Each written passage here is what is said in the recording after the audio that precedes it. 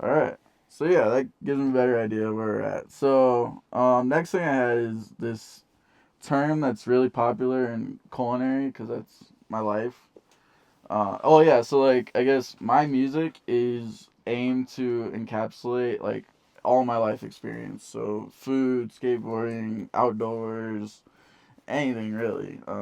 Like like TV shows I grew up on, like anything, but it just fully encapsulates me. And so as much as I'm like primarily focused on dubstep, especially with my label Dubden, like I make everything and like my albums are usually half dubstep and then the other half is everything else. So um yeah, but then so the first term I had on here was mise en place, and it's a French term that means everything in its place. And so this one actually came up while I was coming here because I brought my almost my entire studio with me today. It's because I want to have everything in its place. I want to be comfortable because I feel like I can teach you guys the best if I'm comfortable. And yeah, so like that's a big thing like with a studio is finding the place where you're comfortable and you have everything you need. You don't have to go searching for things, and that's it's such there's so many like little levels to that, like searching for your headphones or that kind of stuff, but then also like when we get into Ableton, like searching for samples and all this kind of stuff, like separating your workflow out into like, okay, right now I'm gonna go find a bunch of sounds, and then now I'm gonna write a track with all these sounds that I found, and um, I kind of have it later, but like there's like two different kinds of sound design in my opinion. There's obviously a ton, but like the two I kind of frequent is like a synth that I'm gonna use in the song, and then there's also like the mud pie method where I'm literally just making something, turning a bunch of knobs, and recording it, and then I'll deal with it later. So like that recording will be like an hour long, and I'll show you guys some of that later too. We're mainly gonna focus on the other one, which is doing stuff inside a synth and using that synth in the song.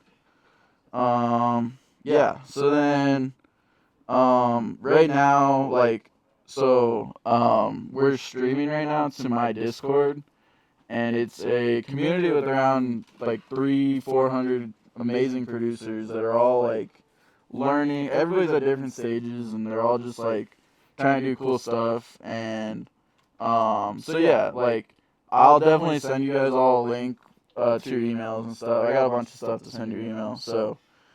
But with that, we're doing a challenge right now for the month of February called February Album Writing Month. And we didn't invent it by any means, but we're adapting to it. And so what we're doing is every 2 days, I post a sample pack that you don't have to use, but I post it.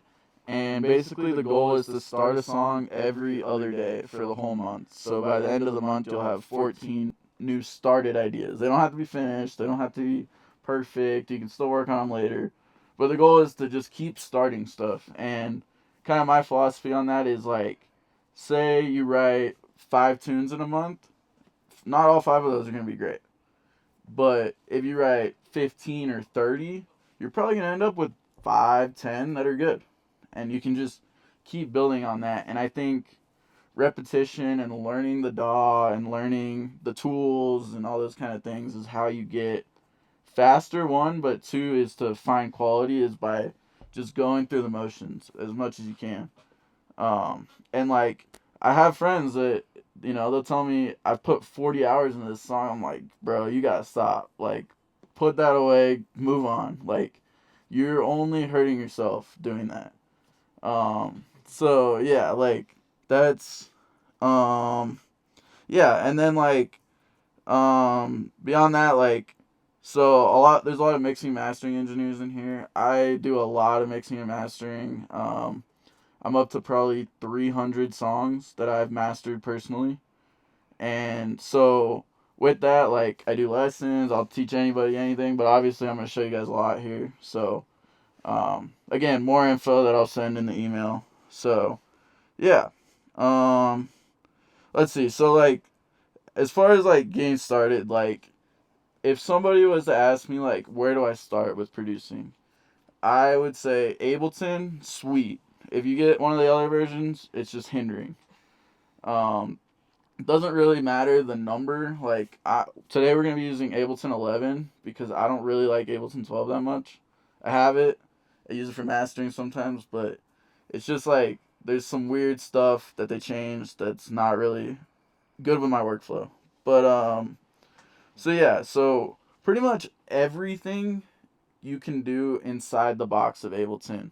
There's one plugin that I'll recommend above anything else. If you're only gonna buy one plugin, it should be Soothe 2. And basically, it's advertised as to help with like resonance and harsh sounds. But today I'm gonna show you like 3 or 4 different ways that I use it that don't have anything to do with that. And it's just like overpowered, and it's honestly my main tool in mixdowns. Um, and then another thing that we're going to focus a lot on today is Phaseplant, which is a synth by Kilohertz. And so, like, most people start with, like, Serum or Vital. Those are the two common ones. Vital's free. It's definitely a good tool, but it's limited. Like, there's effects in there, and you can only use, like, one of each effect per, like, iteration of the synth. Phaseplant is unlimited everything. You can go to town, and Phaseplant is part of a Kilohertz bundle that is $10 a month, and it's the best $10. Like I've been paying it for 6 years now. Best $10 a month I could ever spend. You get like 70 plugins, I think, plus like 30 gigs of sounds, and they just keep adding more and more and more. So yeah, those are kind of the main things I'm gonna focus on is Ableton, Soothe, Phaseplant. Those are like my main tools right now. There are a few other plugins I'm gonna use, and I'll explain them, but they're not essential. You can get what I'm doing with them. You can get that with other things, but at the end of the day, like for anyone starting, this is what I would recommend: is Ableton, Soothe, and the Kilohertz bundle. Um, Okay, so yeah, I guess I'm gonna get into Ableton now. We'll kind of just so Everybody see the monitor, right? yeah. If you can't see, move closer if you need. Yeah, please. We can also increase the zoom here to make it a little bit bigger. Oh, it's weird. It looks a little fuzzier than it did. Oh, I thought I was going blind. Oh, maybe when we did the restart, maybe it messed with these. Can you guys see it? No, yeah, we got yeah, everything's how we had it. Okay. So. Sweet. All right. Feel free to walk up too. Like if you just Yeah. walk up here, you can. We can probably leave this area open. So I'm gonna start by like explaining my template a little bit. It's very very simple. So basically, I use a method that's called clip to zero, and with that, I use this clipper called G Clip. I prefer this because it's very transparent, and I have a lot of friends that won't use G Clip, and part of the reason they don't use it is this gain knob right here. If you start pushing it, it starts to sound weird, and so I never touch this gain knob. I literally pretty much always I have it at 98% clip, 2% softness, and it's literally like this one that's on my master is just to make sure that the master volume isn't going over 0. Like that's all it's doing. Um then my visualizers of choice are Span and Ozone Imager, and I have a specific Span preset that I use. Let's see. I guess I can. Yeah, you guys can see that. Cool. So, um, the main like you'll be able to like copy this from the recording, but the main thing is this slope knob. It's normally at 4.5, and if you turn it to 3, it gets you to a much more level playing field. Like at 4.5, most people tend to make their sub too loud because it's compensating, And so once you level it out with this slope, then you're getting a more accurate representation of what's actually going on. And that's been something I've noticed with a lot of people I work with is like, as soon as that change happens, then their subs start to come down. Chef, real quick. So, just for people that don't know, he's putting this stuff on his master channel, and this is basically him like preparing to create a loud mix. Yeah. Can you just go into that philosophy a little bit, mixing loud?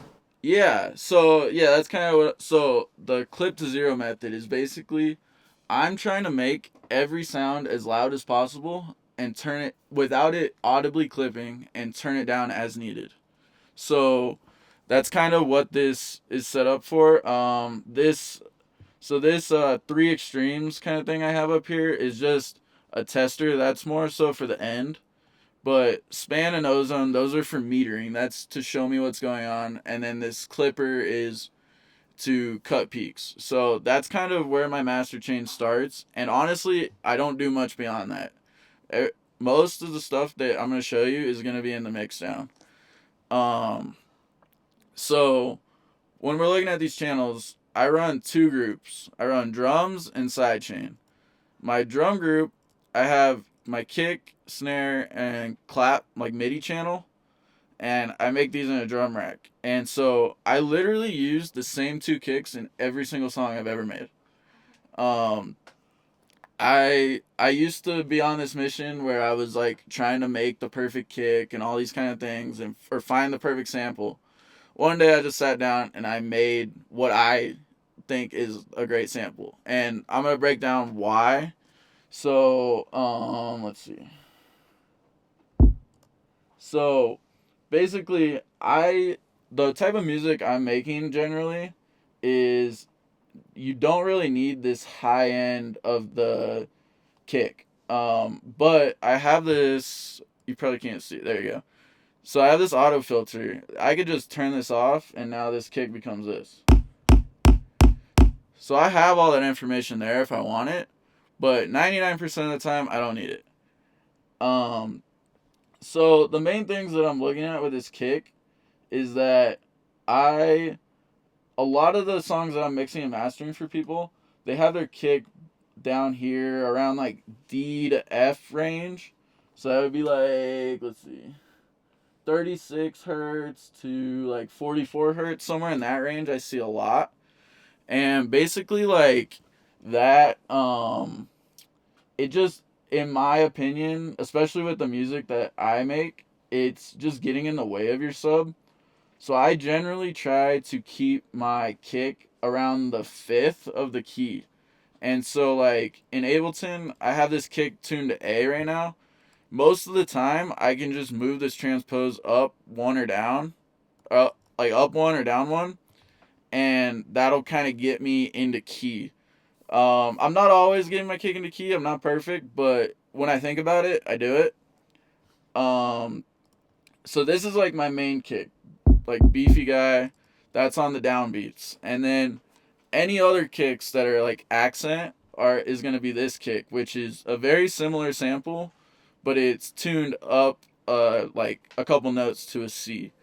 So this is with the filter, and then this is without. So this is just like my accent kick, and we'll get more into that as we go. But basically, like this channel is for my drums, and there's a few reasons I like MIDI drums over other styles like audio. So the main reason is gonna be my side chain. So basically, I'm just gonna draw something basic just to demonstrate. So we'll have this kick. The accent kick will act as our snare for now. So this will be um standard dubstep, kick on the one, snare on the three. And so basically, for my side chain, I have a click in here. And this click is 28 milliseconds long. And this channel is turned all the way down. So you never hear this. But basically, when I write my MIDI here, I just copy it up to my sidechain channel. And then I use a sidechain called Duck Buddy. And there's a lot of reasons I like this. So first thing is this length is a quarter note right now, and you can change this to any value pretty much. But that tells us how big this box is. So this whole box is a quarter note, so then all these little boxes are a 30-second note. And basically with that, we have the like that tells us how much control we have. So at 140 BPM, 230 seconds is gonna be like pretty minuscule. It's 107 milliseconds. So that's gonna be like basically that's the amount of time that I'm doing anything to my sub or other sounds. And we'll go into that more as we start writing a song. But another thing is in here we have velocities down here. And basically, let's see. Yeah, there we go. So by default, I have it to 100 velocity, but that's not actually 100%. 100% would be 127. So that velocity is routed to this depth knob. So technically, when my main kick hits, it's not actually going all the way silent. It's about like 50-ish dB. So it's just ducking. And basically with that, so now I have a lot of control here. I can, so for my snares, I'll put this at 50 by default. And so my kick, I want a deeper side chain, snare not as much. And then in here, so say the song, I'm listening to it and I'm like, oh, that side chain's too much. I got a few options. I can tighten this, so now it's eighth note, so now this box is twice as small. And then I can just turn this depth up, and then the side chain's not as deep either. So that's the main reason I use Duck Buddy, and the main reason I use MIDI drums. Um, that's so then from there, another reason is with drum racks, I write out this MIDI, and then I can just start hot swapping. So like, let's see. And you're using MIDI drums as opposed to samples of drums? I still use samples, Okay. but I'm using them in a sampler. So, Yeah, people have questions. Feel free to shout at him. yeah, I'm not looking back. Sorry. Go ahead. Anybody? Does anyone not know what side chaining is? Some of the newer folks. Have you guys ever heard that term? I can break that down. So yeah, like side chaining is basically getting like it's it's all about mix hierarchy. So basically we side chain to get, in this case, we're side chaining drums to get them on top of the other sounds. And we don't want all the drums to be on top of all the other sounds. We just want the beginning of it, the transient. So we're using this side chain to get the transients above the other sounds so they pop out of the mix. And I'm gonna show you a couple other ways of side chaining, like for different, like I side chain my vocals, I side chain a few other things. So I'll show you guys all that. But yeah, this is specifically for side chaining drums to make transients come out in the mix. Yeah, definitely. If you have questions, just let me know. Notice you're using a click track, and I'm using Shaperbox right now because I found that I would try to do a kick track, it just like getting my attack and release was so much slower. Like, what do you notice the difference between like is it Duck Buddy versus like using something like Shaperbox? Just more control. I don't have a ton of experience with Shaperbox, but from what I have done, there's a lot going on. Yeah. Versus Duck Buddy, it's like 3 knobs and I move this little shape. That's all I gotta do. And so it's simpler and I can get to where the objective faster. And like my whole goal with writing is to be as fast as I can.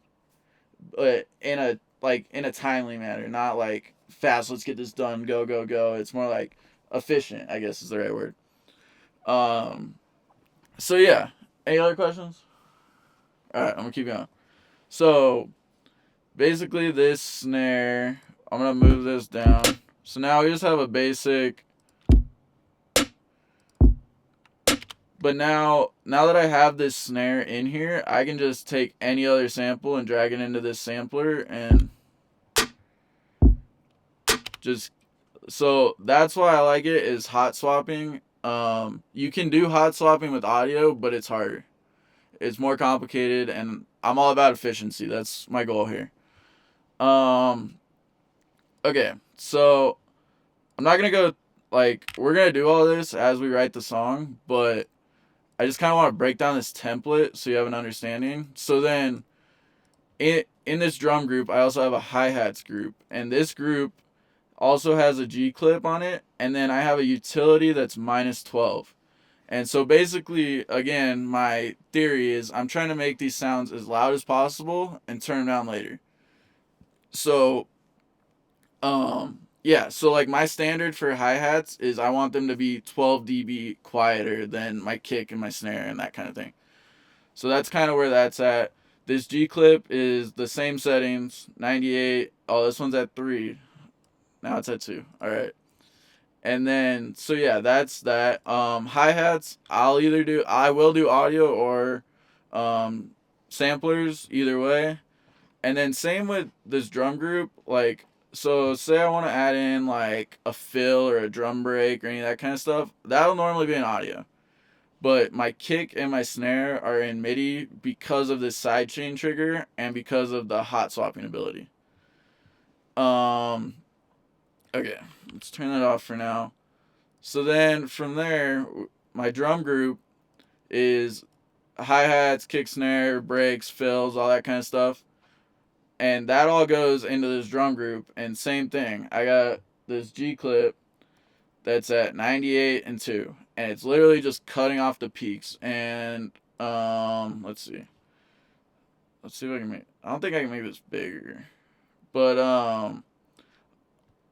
yeah, I'll show that later. So okay, so then my sidechain group, same thing. It's literally just a sidechain and this G clip to cut any stray peaks. That's all we're trying to do. And so, like, I've had people recently ask me, like, okay, so you put the clipper and then you put a limiter after it? No, I never use a limiter. Not once. Like, I mean, I did back in the day, but, like, now, never. Most of the time, whatever, like, so people always ask me too, like, what are you doing on your master? I'm like, nothing. Because if you need to do anything on your master, it's a problem in your mix, and you need to go back to that individual sound and do it there. So yeah, that's kind of like, I just kind of want to break down that template. Does anybody have any questions before I go on to the next thing? Just to clarify, when you're talking about audio versus MIDI, are you just talking about the specific type of track you're using? Yeah. Okay. Yeah, so like, the sample itself. Yeah, I mean, it's, recorded audio versus a sample. Yeah, I mean, I guess, so like, You're talking about the track type. yeah, because, so basically, like, with this, right, I'm in MIDI here, and so I have a drum rack in here, and you can also just run just like a straight sampler like this. So with the sampler, I can put any audio in here, versus a lot of people will do it this way, where they have the snare there, Right. like this. Okay. So I don't do this because, one, of the hot swapping, but two, because of the sidechain triggering. All right, anything else? All right, cool. One thing I just want to emphasize to all the non-electronic people in the room, this is a template that's kind of more for aggressive styles. If you're making acoustic music, you probably shouldn't clip everything. So like, people that are more acoustic based, we do have acoustic based people in here. Just remember that this is more for like aggressive tracks that you're trying to get really, really loud and in your face. I will say though, I have been writing a lot of like deeper and more melodic stuff, and I use the same method. No way. And it's because, like, it's, the clipping is, I wouldn't consider it aggressive. I consider it transparent. So we're just taking away the tops that we don't need. So it'll make more sense as I get into it. But like, when a snare hits, right, I'm going to make that snare as loud as I freaking can. and then it's gonna have this big transient on it that's gonna be like way over 0. I'm just putting it back to 0. That's it. There's no coloring to that sound. It's literally transparent. Okay, cool. So, oh yeah, I forgot to set this up, but I wanted to show you guys. So, I already did this, but let's see. Let me do this over here. Okay, so I wanted to show you guys how I do like finding vocal samples, because that's a big thing. A lot of people use like oh Jesus. Use Splice, and what happens when you use Splice a lot is everybody's using the same vocals. And so like I was saying, I use sounds from stuff that like inspired me, or like, things I found funny or any of that. And like every song I write I have this like theory or whatever, like every song has to have a 2-word title. One of those words has to be a food word, and the other word is like an adjective usually. So the song we're gonna be writing today is called Sea Bass. So I just started like looking through and like finding stuff, and I found from Dumb and Dumber the sea bass scene. And so I already did this, so we already have it all. But I'm gonna kind of walk you through what I did already, just as a tool. So I have Audacity pulled up here, and this is a free DAW. It's very basic, but I know people that produce in it and that kind of stuff. So I have it routed to play back. Oh, this might be screwed because we messed with all my inputs. Let's see. Oh no, it should be good. All right, so the host, I'm using Windows Wasapi, which I don't know for sure if that's the same for everybody. Like, you might have to do some troubleshooting to figure this out. But basically, I'm doing a loop back. So I'm having this record audio that whatever's coming out of my speakers is going to be what we're recording. And so I'll go find YouTube or anything really. And so I hit this record button. Then hit me with the salt shaker.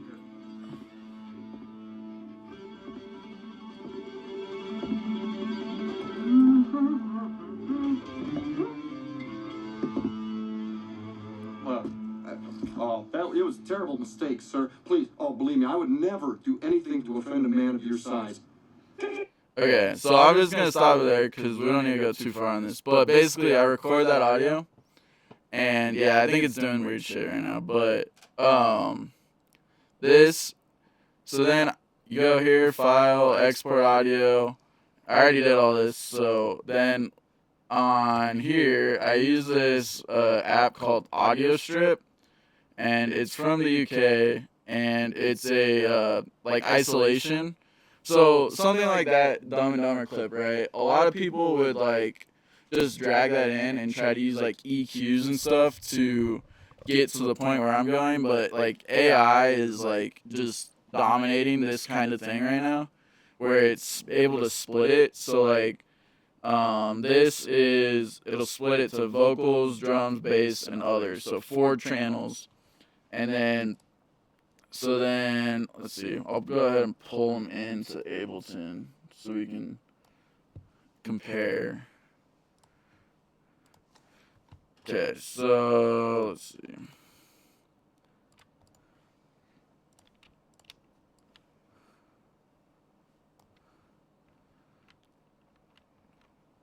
All right.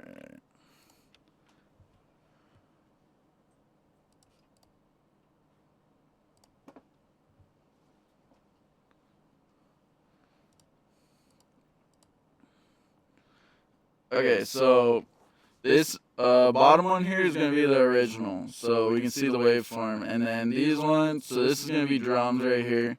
So there's a little bit going on, and usually that's from like background noise. Like in that clip, there was like some music and shit playing. And then bass, there's probably not going to be much, especially in like movies and stuff. And then we got vocals and we got others. So Let's just go like somewhere like here. So this is everything. I get a lot. Uh-oh. What? What's the matter? And then we can, so now this is just what it took as drums. Oh, wait, what's going on? Oh, I slowed all of them. Rookie mistake. Alright, here we go. So those are the sounds that it found within that clip that it considers drums, and then we got just the vocals. Feels good to mingle with these laid-back country folk, don't it, Eric? I like it a lot. And so it like took out a ton of that background noise. And then with the other, it's gonna be like pretty much the background noise. So I just use this as a tool to get cleaner stuff. What's the name of that joint that you use? It's called Audio Strip, and I'll send that in the email too, to everybody. And yeah, so so like this is part of what I would call like mise en place, is where I'm prepping for a project. So like if I went into today without any idea of what we're doing, then I would sit here for 30 minutes trying to figure out what the hell we're doing. So I just saved that time, did the prep, and now I'm ready to work, you know? And then another thing I did with that is splice. So, you know, there's a lot of people that are splice haters and all that kind of stuff, but it's just a tool, and it's a matter of how you use a tool that determines its usefulness, I guess. So, in here, there's millions of sounds, and basically you can search whatever. So a lot of people just do like bass, right? And when you go to these are the ones that everybody's using, because it's, you know, it's the first thing that comes up. So instead, for something like this, I'll type in the word C. And as you can see, so like this check marks me, I downloaded them. So I just went through this and downloaded a bunch of stuff that was interesting with no rhyme or reason. I was just like, I have a ton of credits, and I just was like, okay, let's just build a folder, have a bunch of options, and then that'll make it faster. And like option paralysis is something that's like super real in producing, where it's like when you have too many options, then you get stuck trying to decide which option to use. Whereas when you narrow that box down smaller and smaller, then you can move faster and more efficiently. So yeah, with this, so like last night I did a bunch of this. So then I have over here, let's see, right here. So I kind of broke it down into a few different folders, just based on what the kind of sounds were. So we got some like ambience, so it's gonna be stuff like this.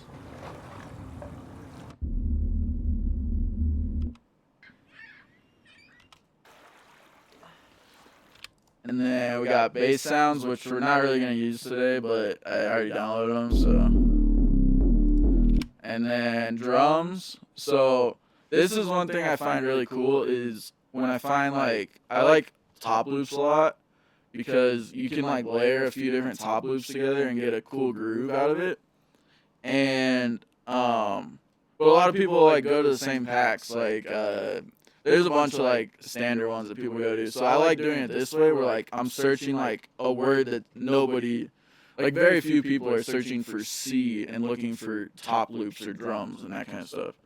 So I think that's, and like, let's see, splice, yeah. So like when you type this word in, then it has all these like filters. So like here I'd hit drums, and then narrow it down even more, I want tops. So that's kind of what I did last night, is then I just went through this, and I just grabbed everything, because why not? Have options. So then, yeah, so like, that doesn't have anything to do with C, but for some reason that producer that made that sound named it that. And it just works out in our favor, because then we can find things that other people aren't going to find. Effects, like kind of the same thing, honestly, like, so, you know, there's like this one that's a laser one shot. like that has nothing to do with the C, but for some reason, like maybe the pack was called Deep Sea something or something. I don't know. But for some reason, when I search C, that comes up, and then that's just another sound that I can use in this. So, anyways, that's like, I just wanted to go over Splice a little bit because it's like, people always like talk shit on it, but it's more, you're just like using it the lazy way or like those kind of things, in my opinion. Cool. So I'm gonna keep moving unless anybody has any questions. All good? Alright. Okay, the next thing I had was general organization. So I already went through my template, but I kind of want to talk about like my sample library. So Splice here, like when you download something, it'll like put it in this like folder that has like a bunch of folders in it, because that's how like the artist submits it. So it'll be like the name of the pack, and then it'll be sounds, and then it'll be bass sounds, and then it'll be like the key, and then you finally have that sound. So now you have 4 folders open to get to one sound. So I always just take everything out of these big folders and just dump it into this folder. Like, so I have a bunch of loose ones, and then like when I'm doing stuff like this where it's like C or like Western, I'll just dump them into a folder together. And then now I kind of have an idea of where everything is. And then as far as my normal sample library, I kind of have broken down like drums, effects, MIDI tracks that I downloaded. Reverb impulses is one of my favorite things that we'll get into later.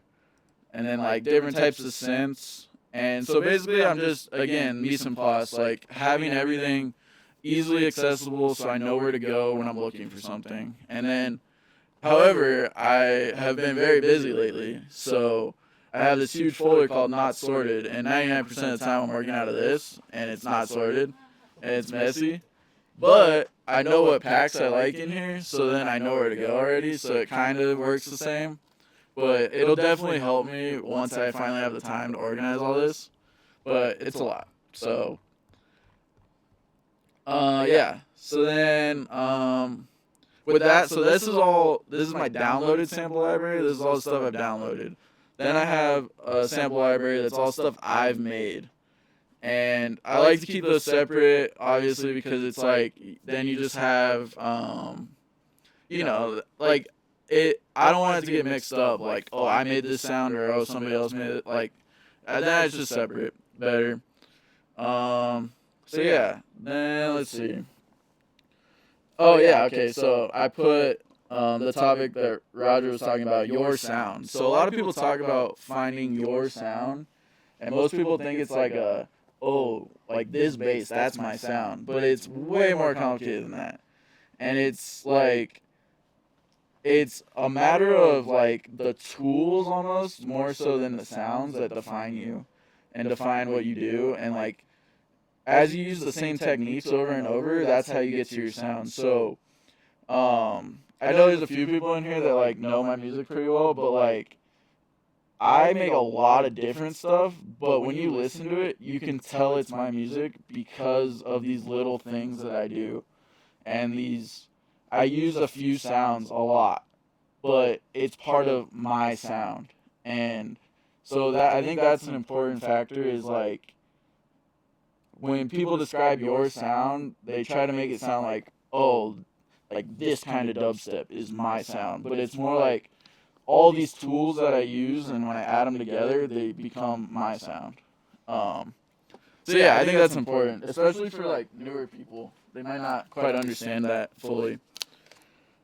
Okay, cool. So I want to talk about song starting points. There's a lot of different points you can start a song. So,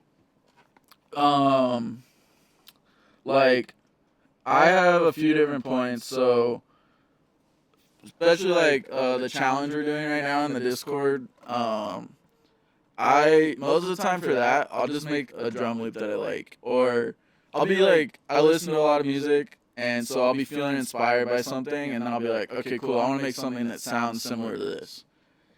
And most of the time that starts with the drum groove, and I'll just get something going. and then build around that. But there's also like I work with a lot of grime MCs, which is like rappers from the UK, and with that, like a lot of there's this like I was thinking about this the other day actually that a lot of American hip hop is like a rapper gets sent like 10 beats and then they pick which ones they like, they rap over it, then it gets engineered, then it's done. Versus in the grime world, these rappers are rapping very similar verses over tons of different beats. Like, and they're just kind of adapting their voice to the different kinds of beats. And it's a very much more live thing than it is in American hip hop where it's more like crafted.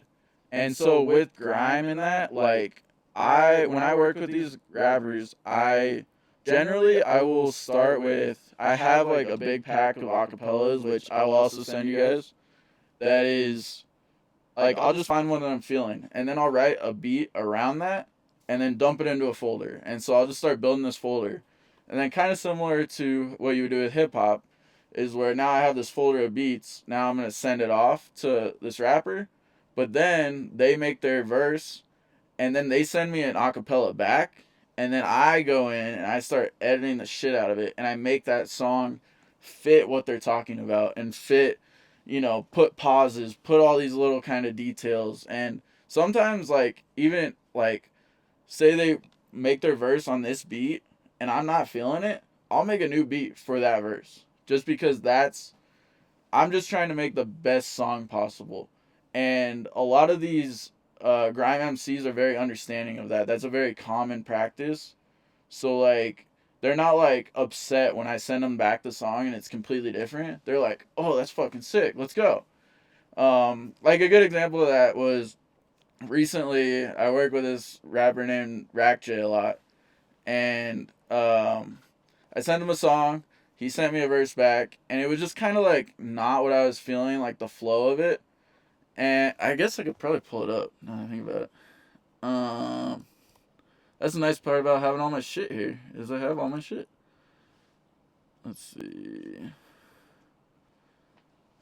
Should be this one. No, this one. Okay. So this, and then imported. There we go. Alright. So I'll just give you guys a little taste of what he sent, and then I'll show you what I did to it. It's Dob Den Crew, obviously. That lethal combination, ChefWamp, Cardwell, Rack J, yeah? Listen. And they definitely do not want that grilling from us. Are you stupid? Listen. Yeah? Yo, what? They'll want that. What? Said they'll want that grilling. No, it's not that. I said no agreement that the contract's missing. They'll want that. Yo. Said they'll want that grilling. Nowhere to find me, I'm with us with it. That's life on the edge, that's window silling. They'll want that. Yo. Said they'll want that grilling. Dob Den's lunch and substance, there 3 courses of air, cause they got no filling. They'll want that. Yo. Said they'll want that grilling. Nowhere to find me, I'm with us with it. That's life on the edge, that's window silling. Huh? Yo. I said pre-match prep. Cardwell's flaring up in the kitchen. Nubs get grilled, you can see that chef. FOH keeps everything moving, recruiting. Can't see an Egypt step. First course of the clubs on the menu. Step through rolling, see what's next. Yeah? Yo. Alright, so I think that's a good taste. And then now I'm going to show you what I did to it. Hey yo, ChefWamp, let's get it cracking, yeah? It's Dob Den Crew, obviously. That lethal combination, ChefWamp, Cardwell, Rack J, yeah? Are you stupid? Listen. They'll want that, yo. So they'll want that grilling. They'll want that. What? So they'll want that grilling. They'll want that. Huh? First class the dubs on the menu, step through round and see what's next. This team's got everyone panicking, scrambling back for the deepest breath. Them man miss so far behind, they're biting, but they get teaming yet. Dub then spiming, heat of a lining, still got frozen beats. Dub then ain't the ones to fuck with, building strength at the keenest reps. Cardbells flaring up in the kitchen, dubs get grilled, you can see that chef. FOH keeps everything moving, recruiting, can't see a legit step. What you know about time in the kitchen, certain man of the squad in tweets. They'll want that, yeah? Say they'll want that grilling, no it's not that, what? Say they'll want that grilling, they'll want that, yo. Say they'll want that grilling, nowhere to find me, I'm with those with it. That's life on the edge, that's window ceiling. They'll want that, yeah? Say they'll want that grilling, no it's not that, what? Say they'll want that grilling, they'll want that, yo. Say they'll want that grilling, dub dens, lunch and substance, they're free classes and air, they got no filling.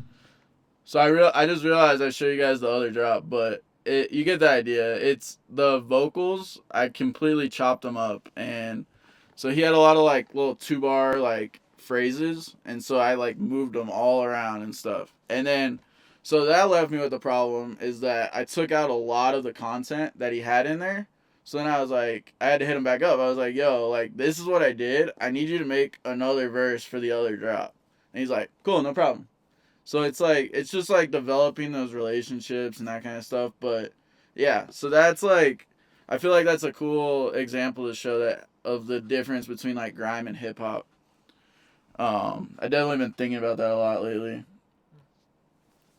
So yeah, anyways, so that was kind of a tangent off of the song starting points. But basically, like, from there, so like, yeah, when I'm starting stuff like that, I'll probably start with acapella. Sometimes I'll start with drums. Just depends. So in this case today, like, I have this vocal sample, and so we're kind of going to use this to get us to the starting point. So basically, all this I'm just going to put in a folder and make it smaller so I don't have to look at it.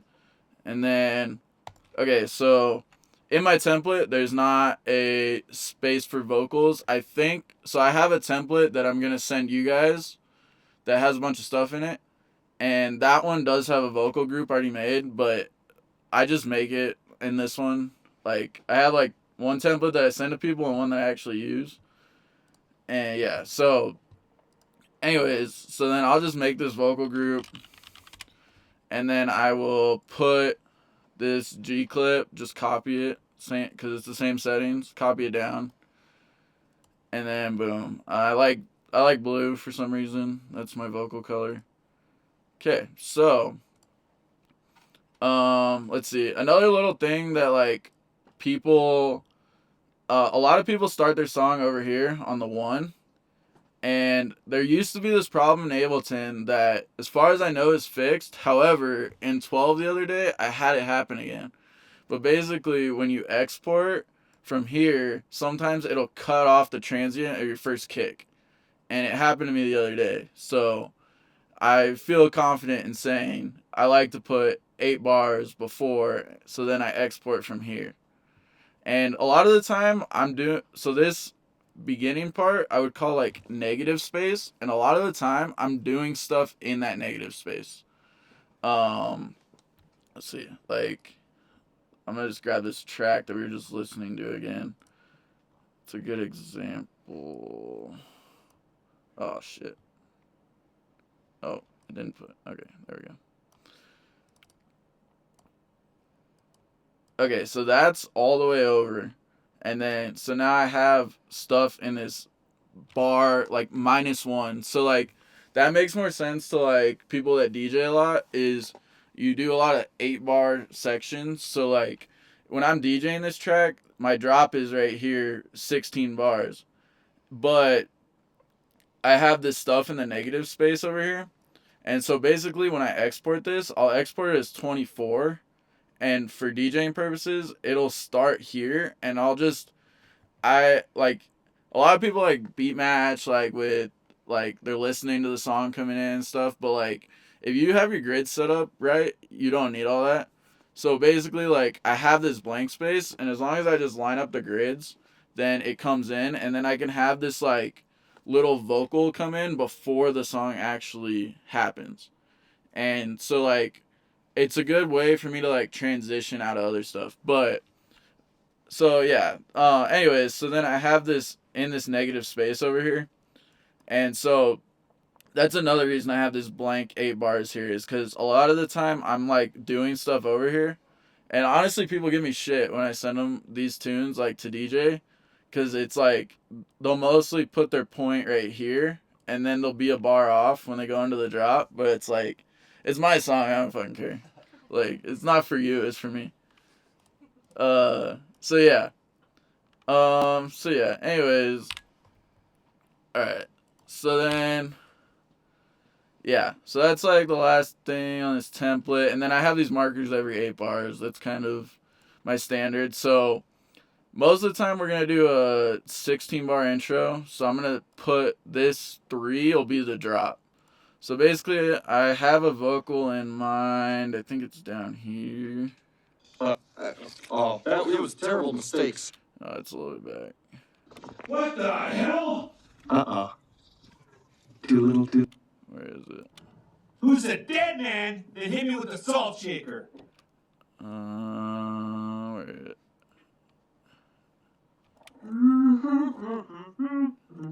It's right around here somewhere.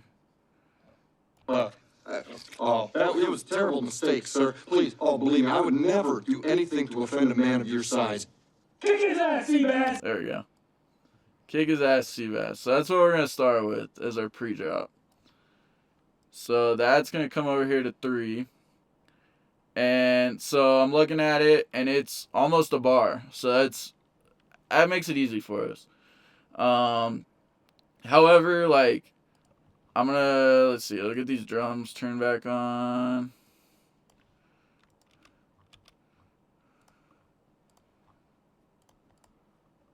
Kick his ass, Seabass!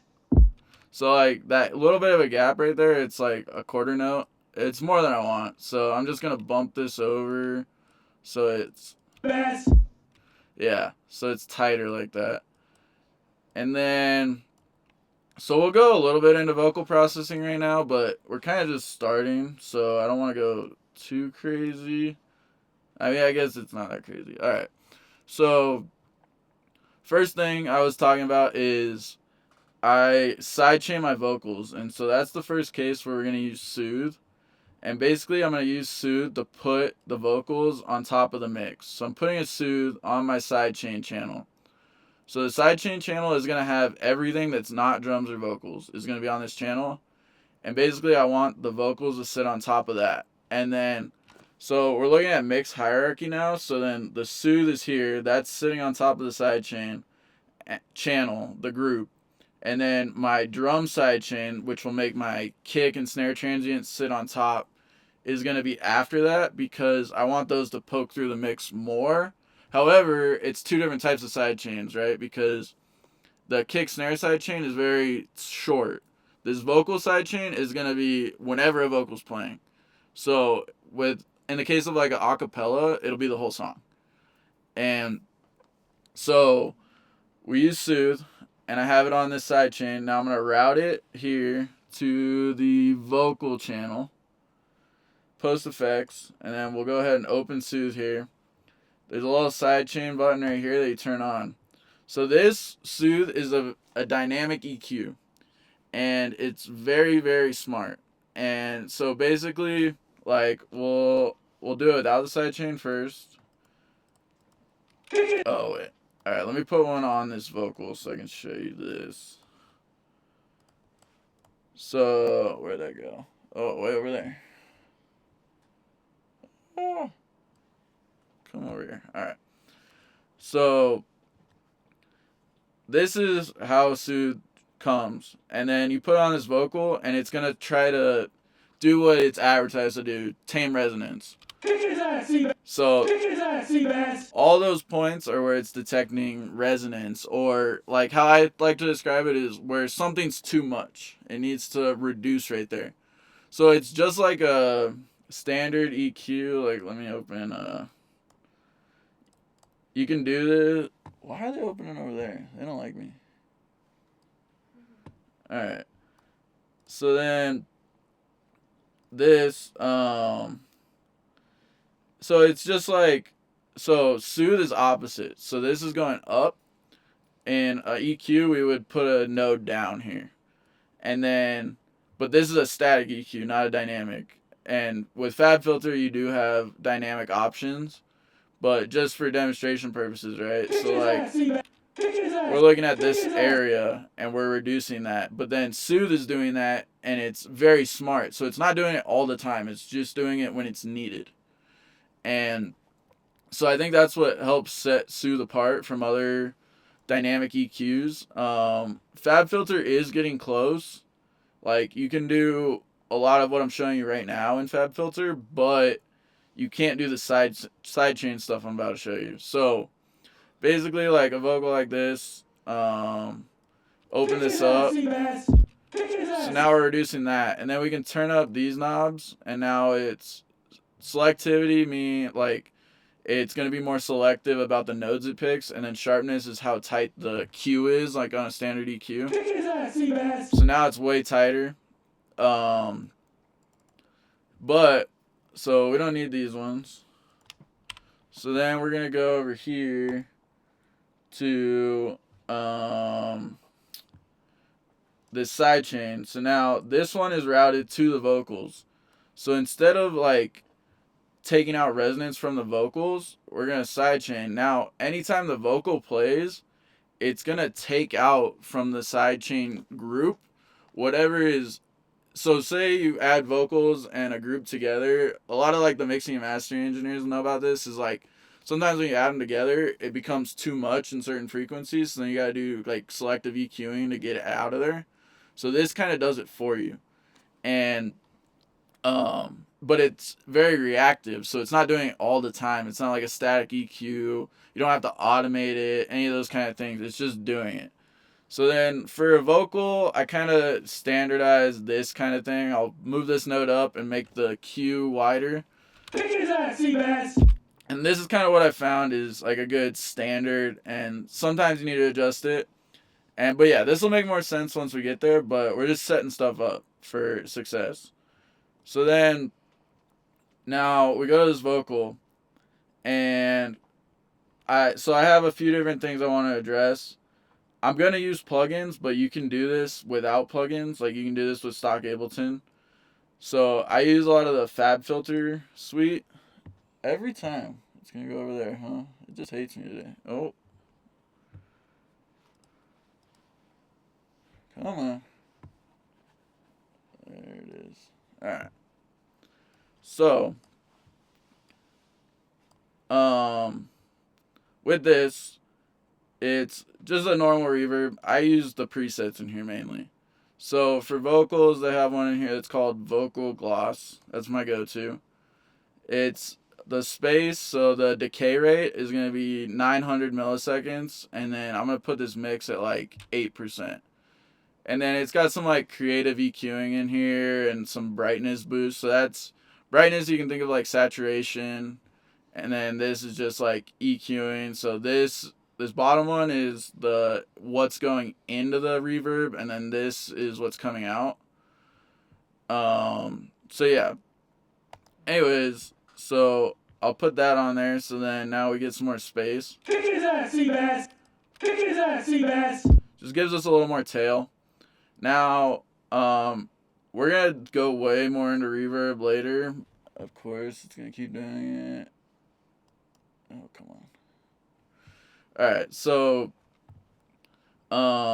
this next reverb is going to be a pretty big one. There's like these 5 right here. Chapel, 1, the Choir, Rich Hall. I like those all a lot. So we're going to use the Choir, Rich Hall. And then I'm going to boost this decay quite a bit. So we'll go to like 4.5 seconds, and then I'm going to go to like 80% wet. So now if we listen to this, it's like way the hell reverb. But now I'm going to group it and parallel chain. So this is going to be a dry chain. So now if I play them together, but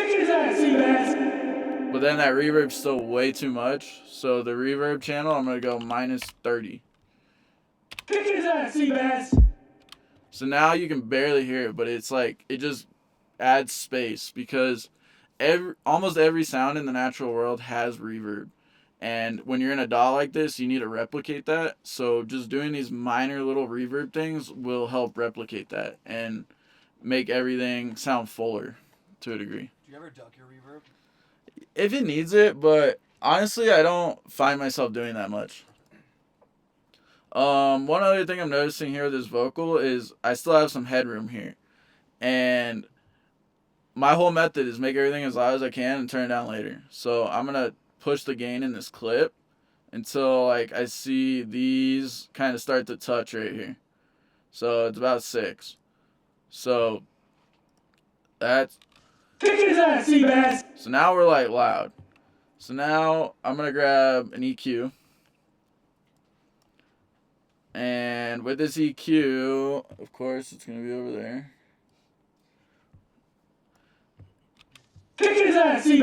And so I'm looking down here, all this trash. I don't need any of that. That's just noise. So I don't like to go too hard on my low or high cut, I guess is the right word. But like I don't like it too sharp. Like 18's the max I go. And I'll just kind of like buddy it up to this, but try not to let it get too much into this curve right here.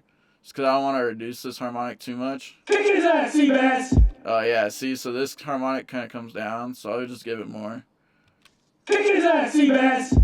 And then highs, I'm not worried about.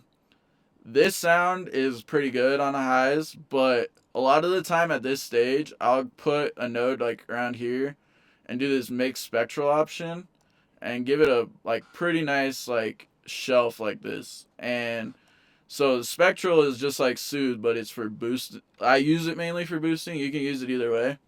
Like I don't ever use soothe for boosting, but I will use Pro Q to boost. So yeah, see, it's already like it's telling me like it's already good in there.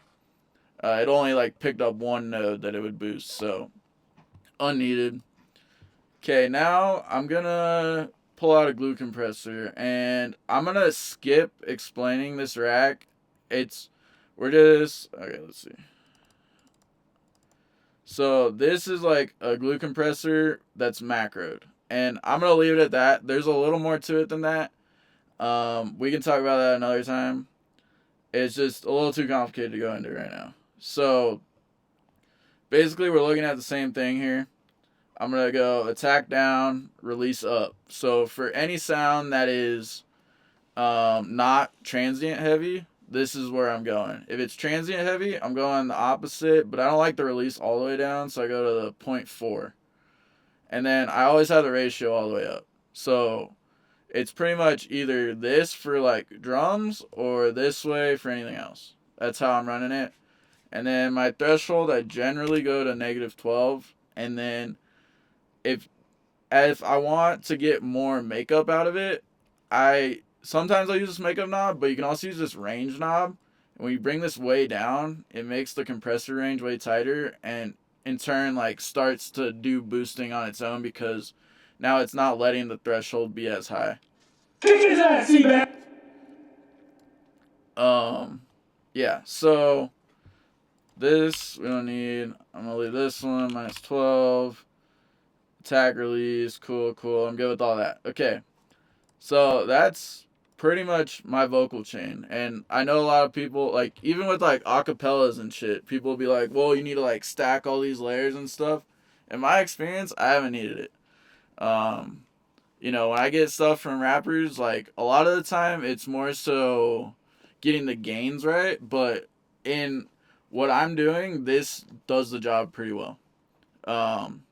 Obviously, there's different ways to do everything, but this is how I do it, so. And then I just put this utility on here, so I'm just going off of ear right now, but I would say this vocal's a little loud. So basically, I'm trying to make it as loud as possible, then turn it down. So now we're just going to go -4 for now. Cool? And then we're going to start moving to the next area. So we already kind of have this kick, snare, like laid out. And this is kind of where I want to stay for the beginning. Sometimes I would go a little bit more complex in this area.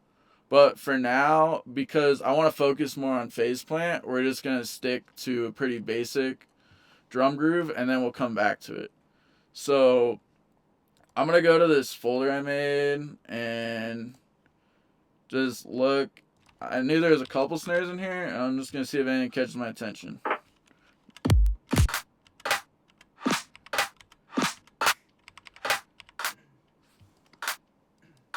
I think this clap will do the job. Let's see. Yeah, let's just do this clap for now. And that's the nice part about this system is that I can change the sample to anything. And so, kind of what I want to get into now, we'll go a little bit into processing this sample. So, there's a few things. Let's see. So, off the bat, I can hear it's pretty transient heavy, it's snappy, all those kind of things. That's what I want out of a sample. The tail's not too long, but let's say it was. So I'm gonna give you guys all this sampler like template that I use, and you can set it as like your default or whatever, and so this will open every time you open a sampler. But I just like turn a bunch of the bullshit off and like yeah, just clean it up, because there's like some of this stuff is like just on, and this volume's at like -12, and these voices is cranked way up and stuff like that. It's just, this is what I've found to be best, and it's again for like efficiency's sake. Like I just want to keep moving. So why do you use sampler, not simpler? So yeah, that's a great question actually. There's a few things that I don't like in simpler. Like we can grab one. Honestly, the sampler, you have way more control. And I think, honestly, part of what deters people from sampler is all of the shit that's on that doesn't need to be on. So I think this preset itself would help you quite a bit. But yeah, so like with this, like, I just don't like the control of this. Like, I have it set to more of my settings here and stuff. Like, I actually have this set up just like my sampler. So, it does work the same relatively. But, again, there's just more control in sampler, in my opinion. And then, there's also the feature where, I don't do this as much anymore, but you can go into the zones tab, and you can put a bunch of samples in here and, like, go, like, make it so you can like quickly move through them. But yeah, I don't do that as much anymore. But yeah, so like some of the things that I do in here, like one of the things is gonna be this. Like I like that I can in simpler you don't really have this. You just have those like knobs to adjust. So I like this better, because now I can just tighten it up. Like, I literally have that up, and then I just pull this node down and move it over. And now I can tighten it up, and then there's, like, this node in between the nodes, and I can mess with this curve. If we get it tighter. Yeah, there we go. So, that's kind of my preferred method, but this... I'm happy with the tail on this sound and the body. I'm not really worried about that. Another thing I use in here, especially with snares, is this pitch envelope. So you can turn this amount up to 12, or like any really, like you don't want to go like 4. Like that's just like a weird number, and it's kind of like a music theory thing that I'm honestly not that great at music theory, but like I kind of stick to 5, 7, 12, like as increments. So we'll just go to 12 for now. So then if we do this, it's kind of like that for now, but it's because of this decay. So then I'm going to pull this decay way down. And it's like super subtle on this sound. Maybe if I emphasize it. That kind of does it. But basically I'm adding a transient. Like this is just a quick way to add a transient to a sound. So yeah, and this is actually useful because I'm about to show you a plugin I use, and if you don't have that plugin, if you do this, you'll get a very similar effect. So I'm going to turn that off for now and just leave this sample just plain. This is what we put in here. So the first the first thing is this whip down here. Basically, this sound looks pretty great, honestly. But I'm gonna show you what I would do here. So we'll simulate it. So I'll put a utility here and make this mono. Okay, so now say we're mono and I want width in this sound. A lot of people would use stuff like wider. You can use delays, reverb. There's a lot of different ways you can do it. My favorite way I found is grain delay. And so basically this node right here is attached to frequency and pitch. And so when you have grain delay like stock, it comes with this sync button on, and it'll have this like delay effect because this is, well, I guess no, if that's not on. So yeah, I guess it should be. Yeah, I guess there's no delay. Cool.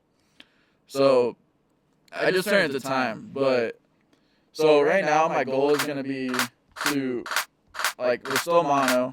I want to move this node not as much left and right, just barely, more so up and down. So like, let's try there. So now that sounds very, very similar to the original sound, but it has width now. So like, I'll A/B it. So it lost some of the punchiness and stuff, but here's how we get around that. So we're going to group this, parallel chain, dry, and then the grain delay channel is going to be -12. So now we're just using it for width pretty much. So now we got that width back that we were looking for. And honestly, we could even go a little bit more, like, emphasis on that. So like, if you go up, it's usually going to do more, yeah.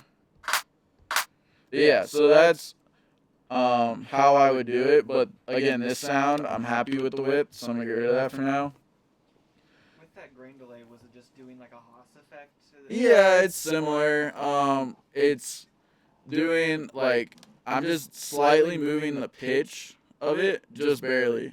And then that frequency knob is like a modulation thing, but I'm not exactly sure how it works.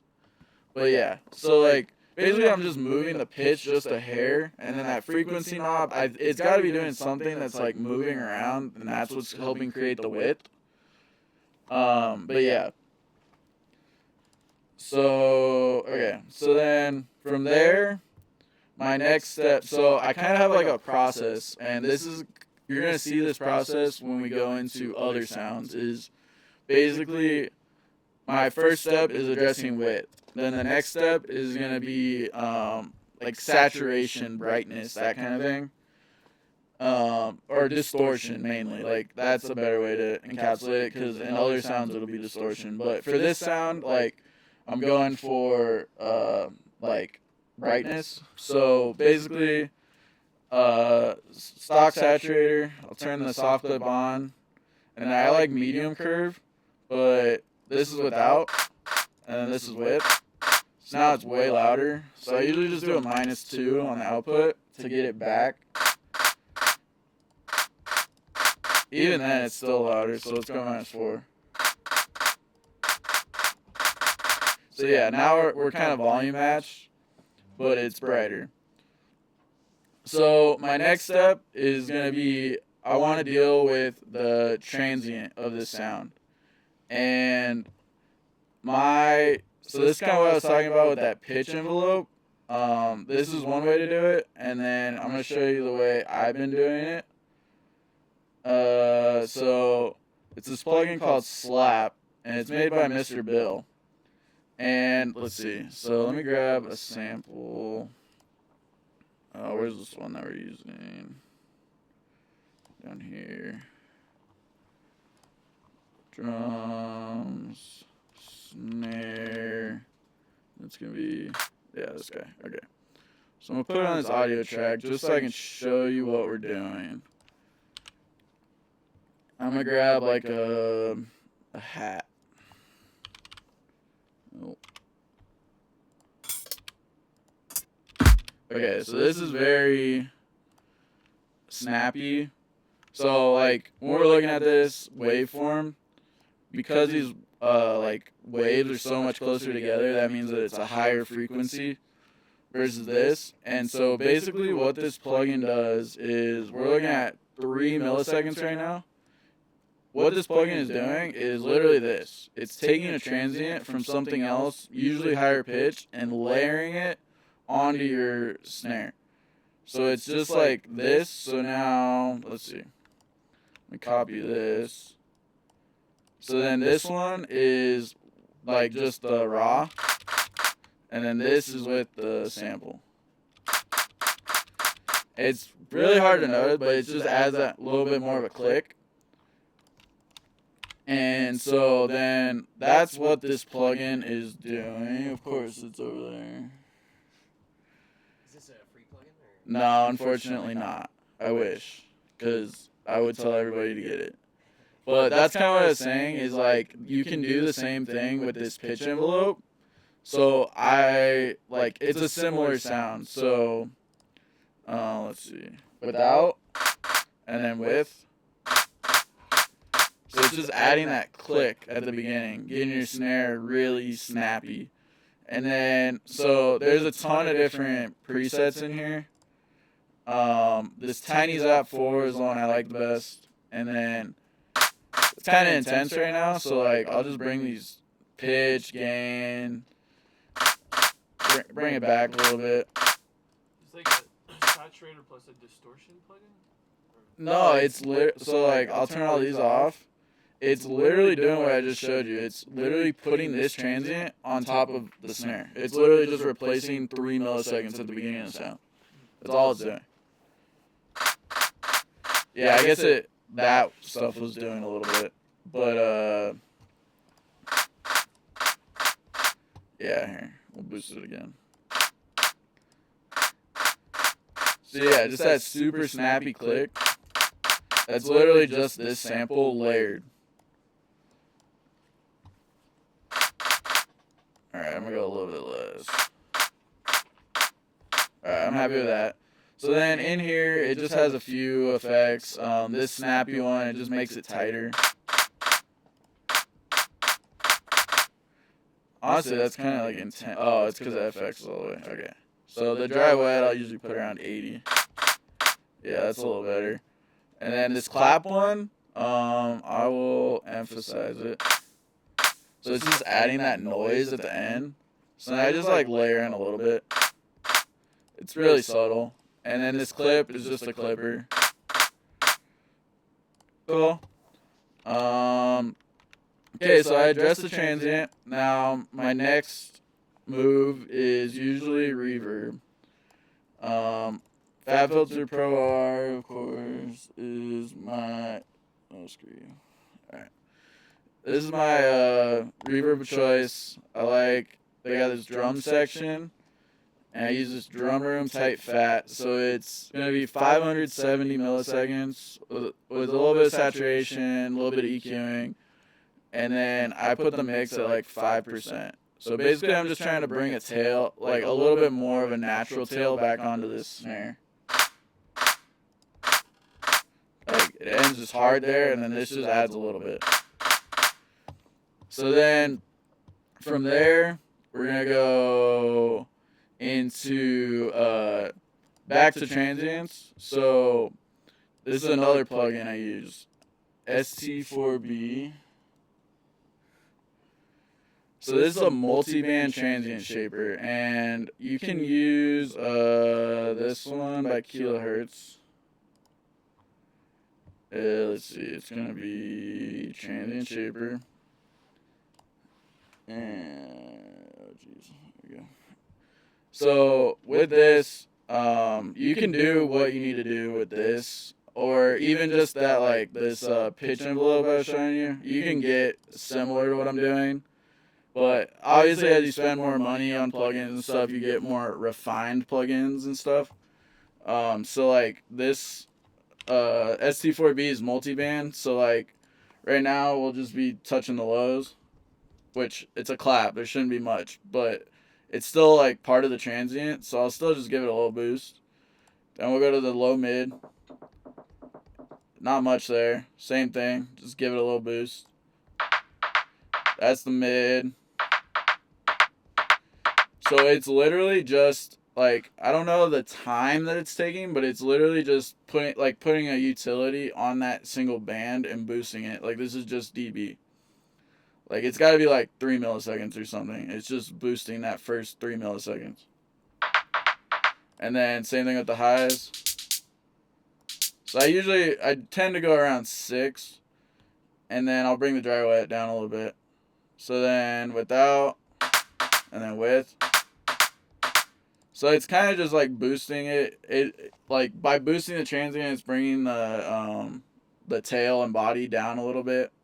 We can even go a little bit less dry wet. Yeah, there we go. Okay, and then my next step is usually an EQ. That's gonna go over here. Oh, where's my mouse? There we go. Alright. And then same thing, get rid of all this crap I don't need. Cool, easy. And then glue compressor. So then, since it's a transient sound, we're gonna go attack all the way up. And that means that it's not doing anything until after the transient. So basically we're just compressing the body of the sound now. And then this down. So now that's bringing the body back up, but we don't need too much.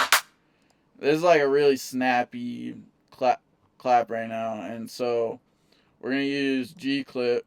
So this is kind of what I was going to show you. Okay, so this is how it comes stock, 100%, 0, 0. And then I'll turn this on.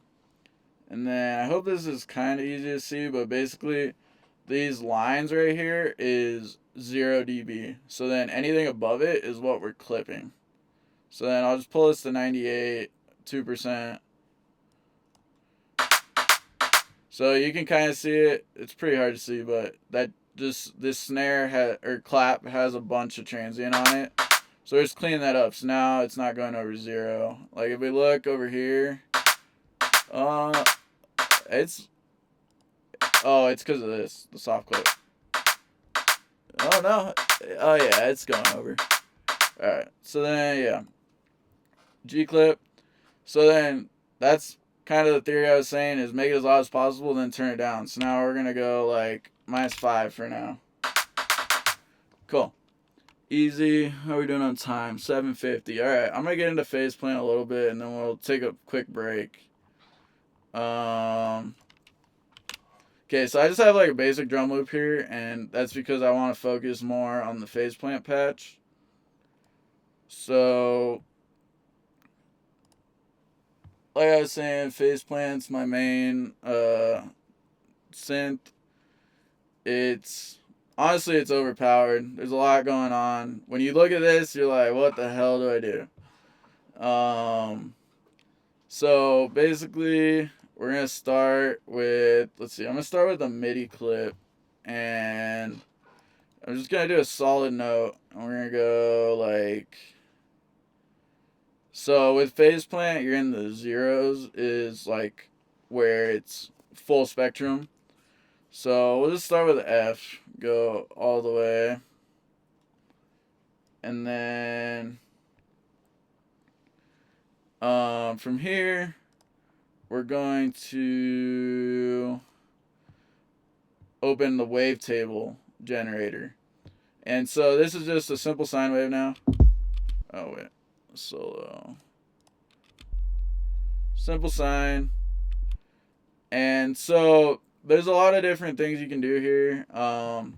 There's a wavetable editor. This honestly isn't my favorite wavetable editor. Like, I think Serum's is a lot better. And so when I'm making wavetables, I'll do it in Serum and then export them.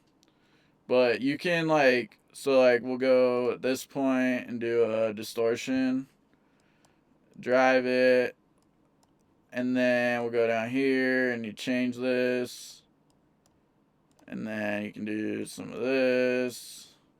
So I'm just making it different as we go. Done. So that baked it in, and then I'll grab like a disperser, same kind of thing, do something weird. Do some weird, yeah.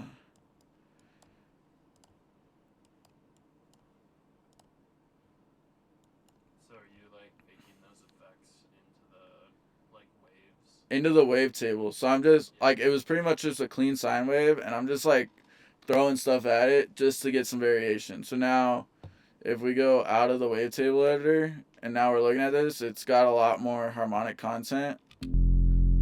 So like just like 2 little buttons and now it's a different thing. But then as we scroll through this,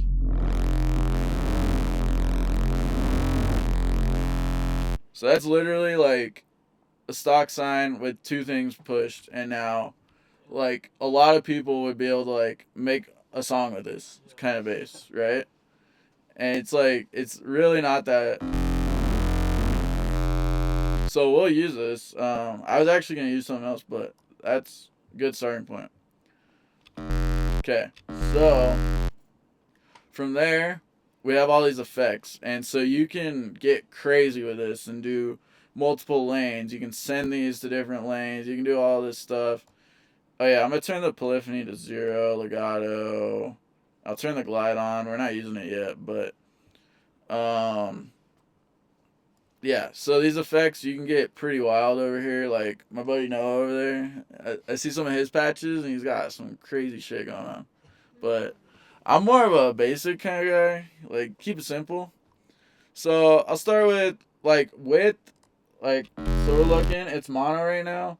I'm not really worried about the width right this second, but we will in a second. So like, that's kind of like, I have that standard series of effects I do, but I change it up. Like, it's more so just like, I keep it similar. But so for this sound, I want distortion first, and I just want to make it like louder, crunchier. And I'm gonna turn this DC filter off because I think I get better stuff when I do that.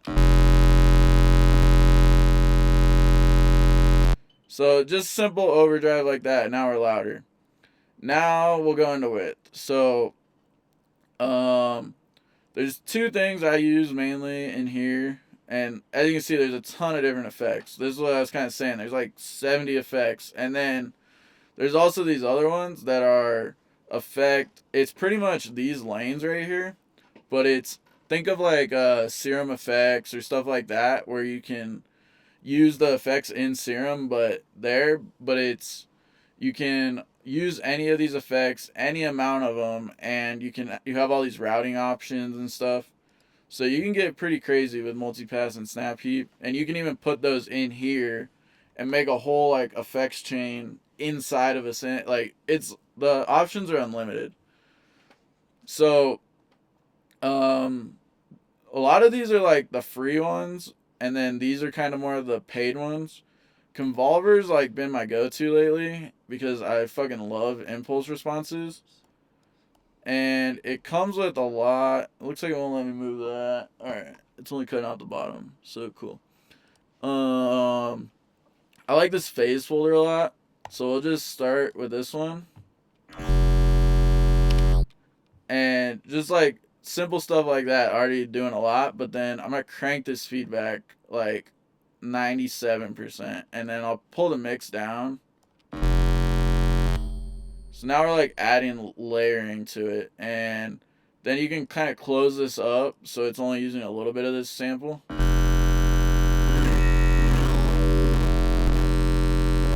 So you can get a lot of cool shit. I'm not really trying to make a yoi bass today, so we're gonna go.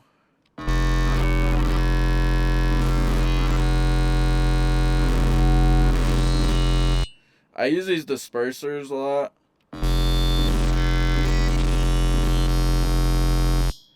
So this sound right now has a lot going on, and that you're gonna see in a second why I'm doing this. But pretty much my goal right now is to like put a lot of shit in, make a big sound, and then we're gonna take away. We were kind of talking about it earlier, but like distort it, then filter it. So we're kind of gonna do that.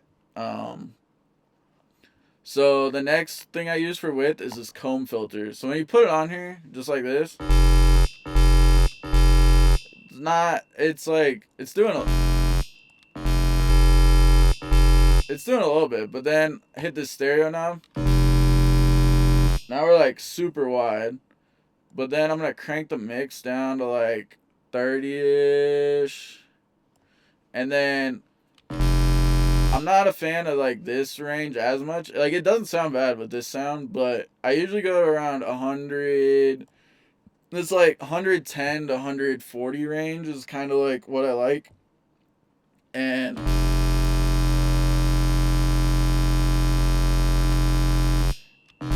it's not doing a ton to the sound, but it's making it wider.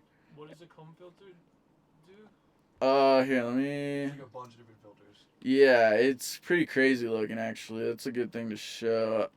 The best one I see is in Serum. Let's see. So, come on. There we go. So over here, they have a bunch. There's all these different ones, but then there's this one on this like other page. I always like this one more. So basically, it's like all these crazy nodes, like a comb, like it's sticking in there, and let's see the resolution. So yeah, like you can So then you kind of just do that, and it's every comb filter is different because it's just different algorithm that's creating that. But yeah, that's kind of what it looks like. And then so we're kind of just layering that, and but yeah, then the stereo knob, let's see. It flips the polarity setting of the right channel, allowing the comb filter to be used for mono-compatible stereo widening. So yeah, yeah. Anyways, so then that's what I'm doing with the comb. Then we're just gonna keep distorting the shit out of it. So I go to this Fatuator. This is like more what you would see with the amp. Like it's got this fuzz. And then like I love that like we had the highs, we got that metallic back end, and then we got like that like gritty, fuzzy. And then I will say I've seen a lot of people use a stereo turbo knob. It does some weird shit with phase, so be careful. So I don't use that. Okay, so from here, I kind of got a fat sound. I kind of got what I like. So now my go-to is this non-linear filter. And so right out the rip, it just looks like your normal filter. But you start doing like the saturated. I don't know if, yeah, so the saturated does a little bit of harmonics. But then you go to warm and biased. They're my favorites. And you start boosting this. And so I don't usually have it on this though. I have it on, there we go. So it's got this kind of thing going on here.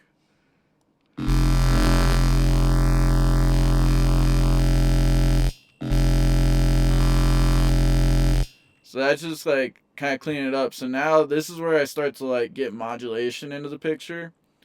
So I usually use this curve one. There's like a standard LFO and that kind of stuff, but I find like more control with curve. So that's what I'm going to explain. So if you flip this to sync, now this is one of my kind of like gripes with Phaseplant is the like how this works is like it's like a fraction. So now it's like I pretty much have to like pick one of these to automate. So I usually automate this bigger one, but it only goes to 30 seconds. So if I need to go higher than 30 seconds, it's not great. And then it only goes to quarter. So when I want to do like half notes, then I gotta like automate this one and this one. So it's kind of not ideal, but I just deal with it kind of thing. So I'm going to leave it on 8th note, and then I'll take this macro and route it to this number. So right now it's saying the range is 8 to 32, but I'm actually going to move that to 4. So now the range is, it has the full range, and then I'll just boost this myself. And then this, you got to change to sustain. So it'll start when it, like, when you trigger it. That might be a little faster than 8. Alright. Chef, just a heads up, it's 8 o'clock if you guys want to take a quick break. Yeah, you guys gotta take a break? We can do that. 10-minute break? How's the temperature in here? Is it too hot? Too splitters anymore? And the built-in splitter is actually really good. I haven't used it. It takes a fucking long time though. No, it takes like really. 30 seconds. Okay. Good to I'm know. sure it's like processor dependent. That's very true. That's very That's- true. yeah. I The like- computers here. It's like 30 seconds. Yeah. Yeah, no, that's why I like the online one. So I pay, like, you can do it for free, but I pay, I think, $4 a month, and it's, like, quick. Like, Nice. if I, like, this clip was 5 minutes, and I think it took 2 minutes maybe to separate. Wow. Yeah. So, That's good. Yeah. That's really good. cool. Alright, I'm gonna keep going on Phaseplant. Sick. Alright, so this is where we're at. Oh, where is it? Hi, Mr. Sound. There we go. Okay, so we're just starting to add this curve. I got this macro, so that this macro is how I'm going to change the modulation rate. And I'm hitting this note over here, so this is how I'm linking this. I'm going to go to this cutoff. And we'll go this way, probably. We'll see.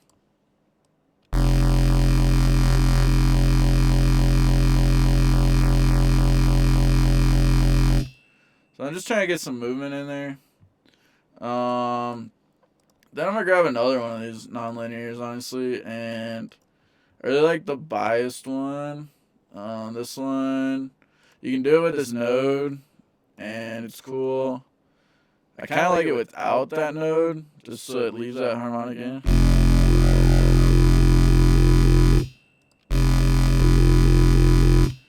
So I like, it just gives it a lot more depth, and then now we can do the same thing, put this to the cutoff.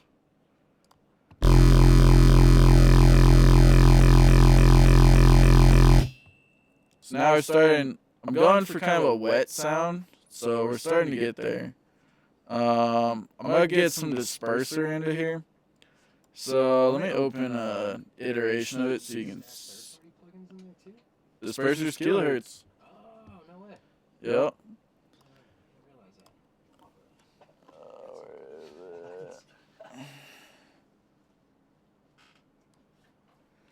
So disperser looks like this, and when you turn this pinch up, it gets tighter, and then it's kind of just adding like resonant frequencies, but it gives it this cool tail, and that's kind of the part that's cool about this.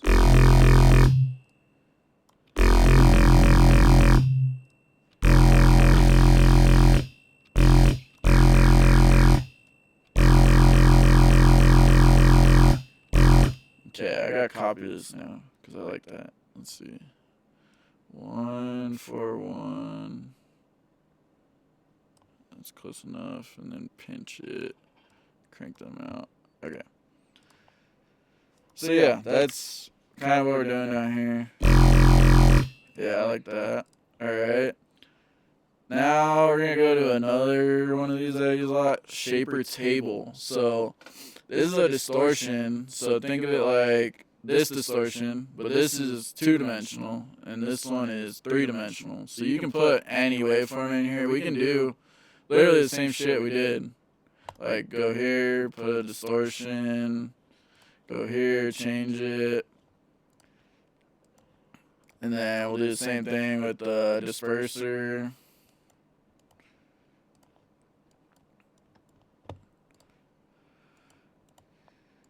So honestly, this is like one of my favorite distortions. I'll use it out of Phaseplant a lot too. Jesus. We're getting loud now. Alright, let's go. Oh my god. Alright.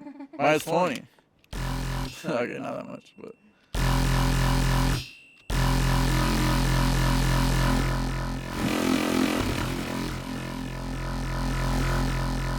So yeah, you can do so much with this plugin, it's crazy, but we're gonna stay away from that crazy ass shit. Okay, so we're gonna go to this one. So there's this distortion tab in here, and I can't pull this. I mean, I can pull this. Let's see. Oh, not that one. And you can kind of see it. Yeah, there's this distortion tab, and that's actually where that first one is. We're on foldback. That's like the default. So you can just scroll with arrows to find this. But I like this Beef 2 one a lot. Jesus. Alright, -6. Now we'll bring the mix down, turn DC off.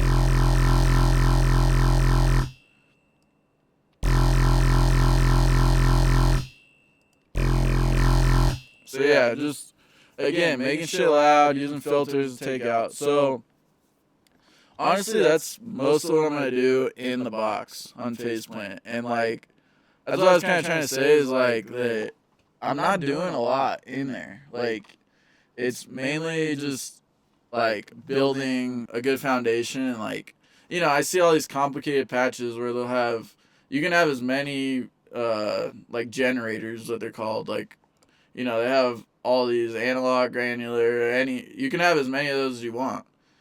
And I'll see patches that have a shit ton and then they got all this routed, but like, for me, this is enough. So that's kind of where I'm at with that. Let's see. I'm gonna do a little bit more macro routing while we're in here. So this wave table, like, I'm just gonna catch it, make it go up. I don't really care about any of this down stuff right now. If we'll look at it, but yeah, so I got some macros set up, and then maybe we'll do. So I have this cutoff going to the curve right now, but I'll add another one that just moves the knob itself.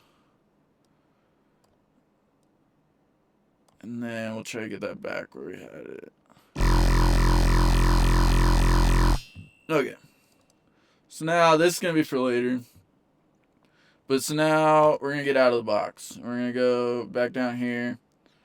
I guess I'll leave that utility at the end of the chain for now, just so we're not going too crazy. Okay, so I guess I want to talk about OTT next. So let's see. Let's grab a stock one. So let's see. You can't quite see that. All right. Let's see. I can go this way. There we go. Okay, so I have this right now. It's pretty much identical to stock, how I have it mapped. But a lot of people will throw this on here, crank the time, and the main thing I see people doing is cranking this output up here, or these individual ones. I tend to avoid that. And so, yeah, so I'll get rid of the stock one. We don't really need that right now. So we go back down. Okay, so I use these knobs right here, expand more, squash more, and these are messing with these ratios in here. So let's see. The expand more is gonna mess with the above ratio and make it like right now it's infinity 76, and then we're just gonna make it tighter. And then the below is same thing, but on the bottom band here. And so I generally go to around 40-ish on these. Right about there. And then, so this without, and then with. So again, it's just another way to make shit loud, and the main part of OTT is it's adding highs. Okay, so then from there, we'll probably go to a filter. I use auto filter a lot in my production. And so, like, you know, you can do the standard like this. Whatever, you know, that's the main way. But I mess with this LFO section a lot. So we're going to change this. Oh, and I guess, let's see. You can see that. Okay, so one thing I want to talk about while we're here is, so AutoPan, this LFO here and on AutoPan work very similarly. So I'm going to use this to show it. So right now we got the phase 0, offset 0. So the problem is this, when this offset is at 0, this wave is starting at the top. So this wave at the top is full volume, at the bottom is no volume. And most wubs, they don't start high and end low. They start low and go high. So we need to do that with this. So I found that putting the offset to around 230 is where it makes it so it starts at 0 and then goes up. And so I do that same thing over here on the auto filter. So we don't need this auto pan. That was just to visualize it. But then turn this amount up, and then we'll start to move this down. We'll go, I think I have it at an 8th note in there. So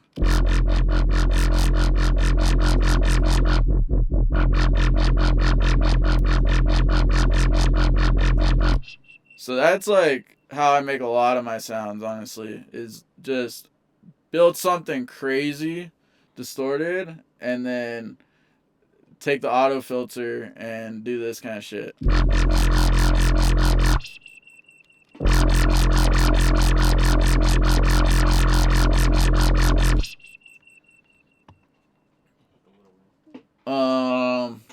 So yeah, that's like, yeah, the guys in the chat over here saying that that's like my sound. And yeah, like I do that a lot. But like with this, there's so many different ways you can do it. And honestly, like when I go back off of that, like that sound is pretty close to like what I'm kind of looking for right now. So honestly, I think we're gonna just like leave this kind of stuff off for now. We'll leave it here just in case. But yeah, we're gonna do. So basically, I'm gonna try to build the drop now. And so we'll start with this drums. I'm gonna move them up, copy this MIDI to the sidechain, and then go into here into the velocity.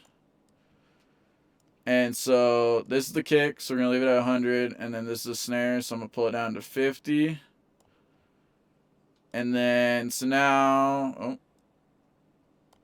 if we go to this, now, if we solo this, we're going to hear the sidechain.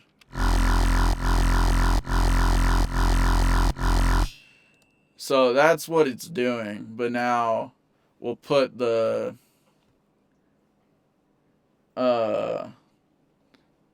put this, so now this is with the drums.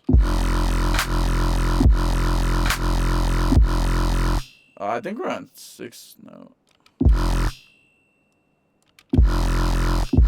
Yeah, okay, so we need to up this to 8.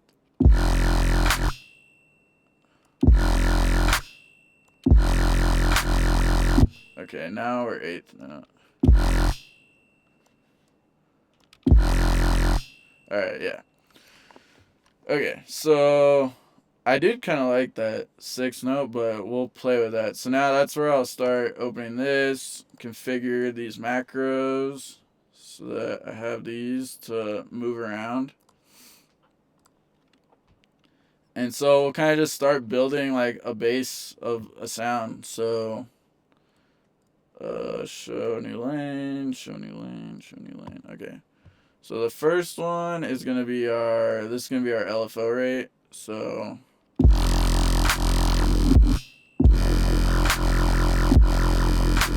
oh, wrong one.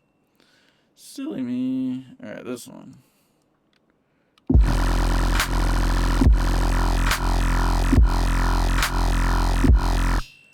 So that's kind of where we're at. So yeah, I'm just going to start like making a kind of rhythm to go off of, and then we'll kind of just start adjusting it.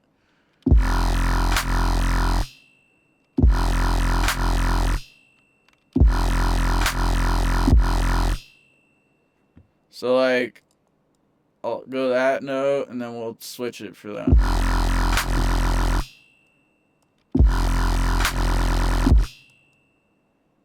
And then we'll go back down.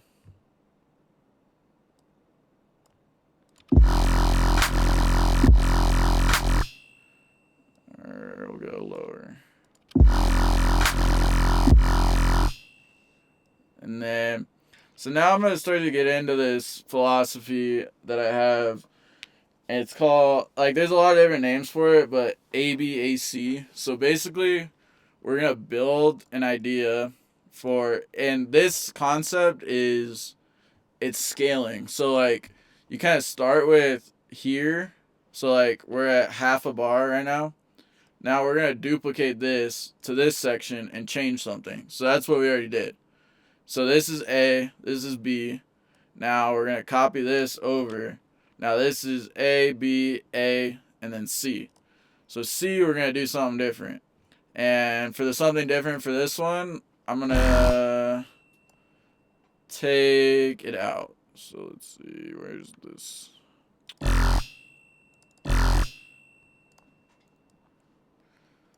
So we got A, B, A, and then C. So then from there, now we keep scaling this. So now, keep these. So now we have, so we went from half a bar, now let's go to 1 bar. So we got our A, now this is our B. Now let's go back to A. And then C, we gotta do something different. So like, maybe we go up in this over here. So now we have something like this.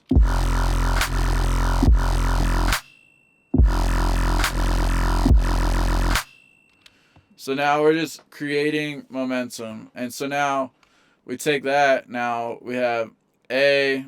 Now A becomes 2 bars, and then B is 2 bars. So now we're going to duplicate this over, and now we got to do something different over here.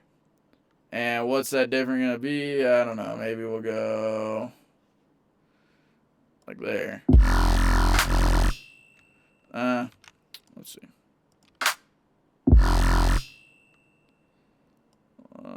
Maybe something like this.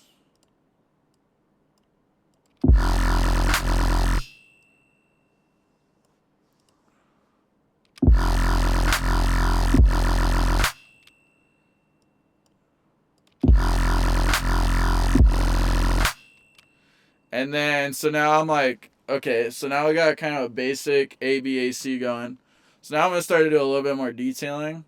So now we have these other 2 macros. And so one of them is the cutoff, and one's the wave table. So I'll just kind of like feel them out and see, like I know I like this, and I know I like this, so I'll just mark them so that I know where they are, and then I'll just start kind of playing with it.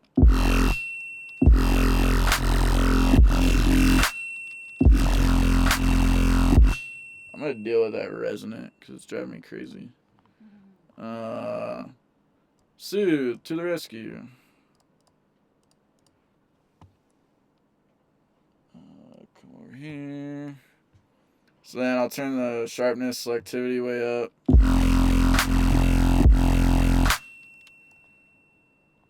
And then we'll just tighten this up. I don't like what it's doing to the rest of the sound. So I guess we'll just do it old-fashioned way with the EQ. It'll obviously start to change as we, let's see, as I start to like do different notes and stuff. Right there.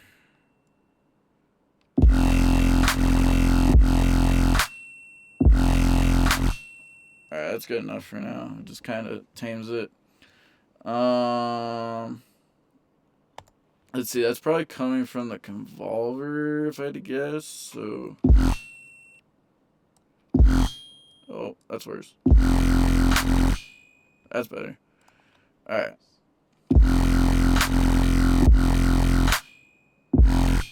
I don't like it as much now. I kind of liked it.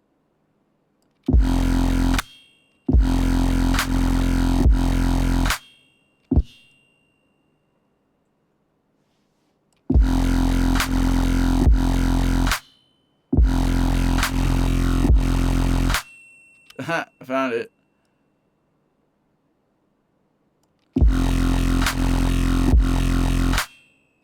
Alright, that's better. Alright, so yeah, so now I'm going to keep playing with these a little bit.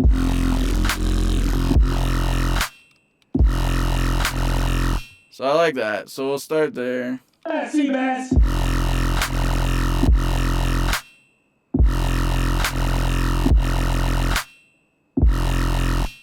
So then, like, let's do something over here. So.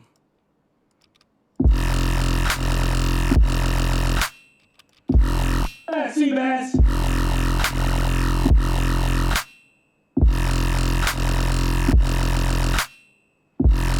So then let's ABAC. So then we'll go back.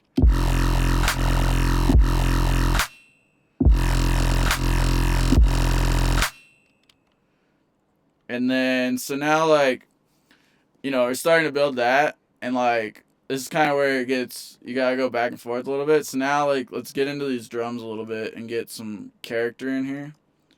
So I'm gonna get some audio tracks going, and then I'll just get rid of that. So I'm gonna go to this splice shit I grabbed.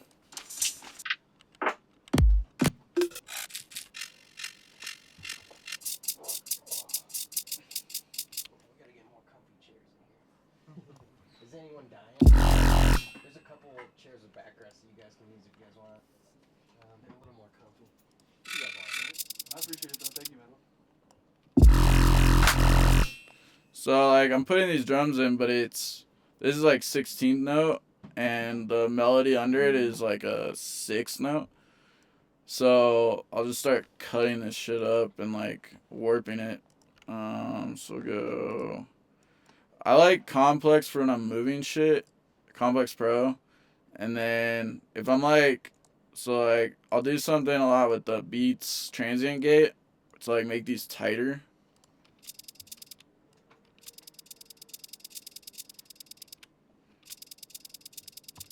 But I do that at different stages. But yeah, so then we'll start with this. So I want it to be 3 hits, so we'll try this. So yeah. Then let's see, what do we go up to here?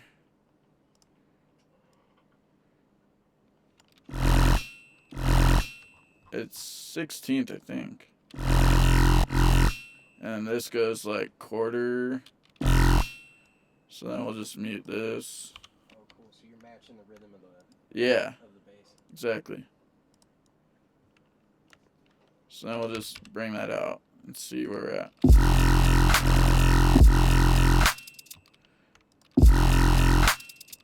So then there it goes away. Like I'll leave one there just under the snare.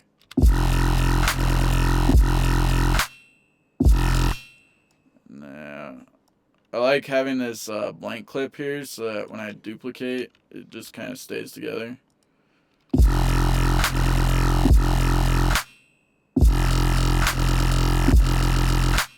I'm gonna turn this bass down a little bit more for now. We'll deal with it later.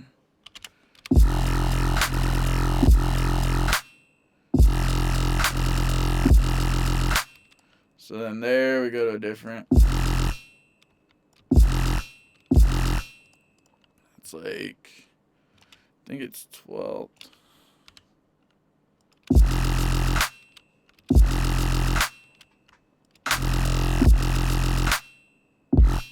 And then we'll get that last note in there.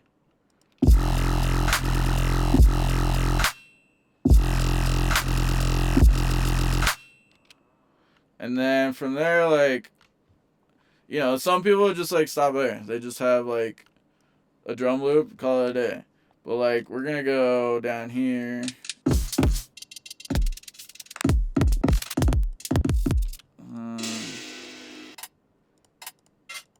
Get some like layering in here. So like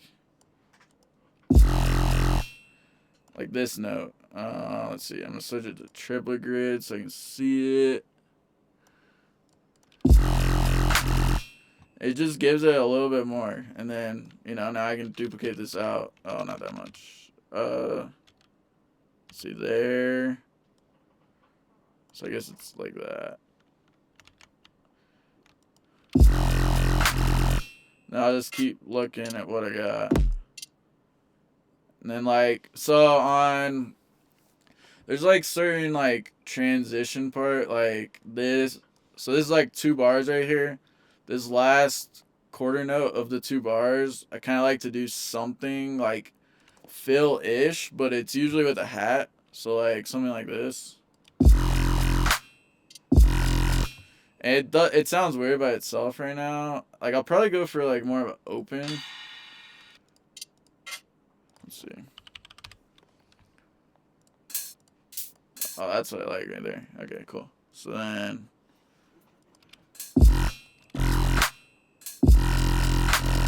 So yeah, it's kind of just sitting out there by itself right now, but once we get more stuff in here contextually, it'll make more sense.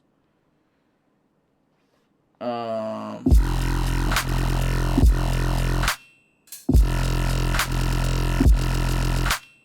also like hat rolls a lot.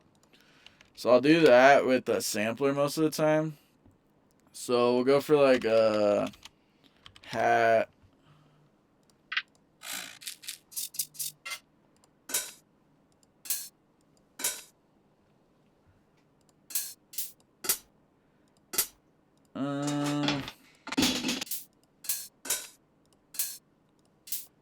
This will work.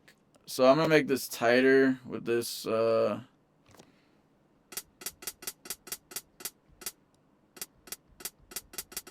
Okay. So then when you're making a roll, so I like to just do the whole MIDI clip, keep it in one, and then we want C3, close it up.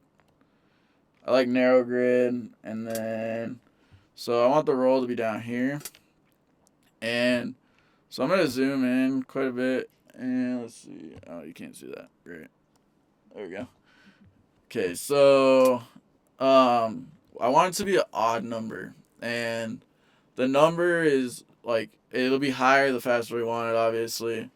So like right now we're gonna go for 13. So 1, 2, 3. So that's 4, 8, 12, and then so like if I want 13, I'd add 13, right? No, you want to add 14 because when you highlight all this, this marker goes before the last one.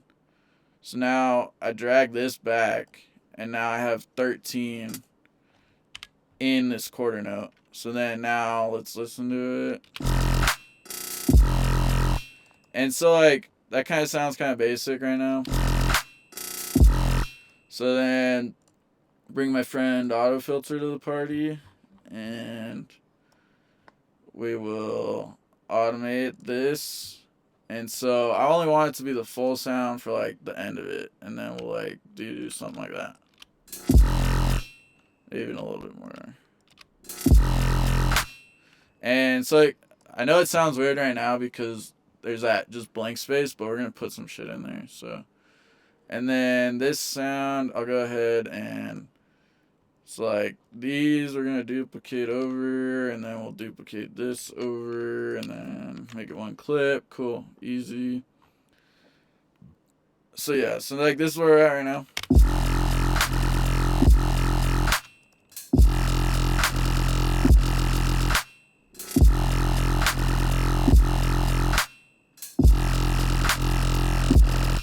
Okay, so the hats are different here. So then it goes fast right here. So then let's bring, it's like this, maybe. Then it goes like 8th note. Oh, what the hell?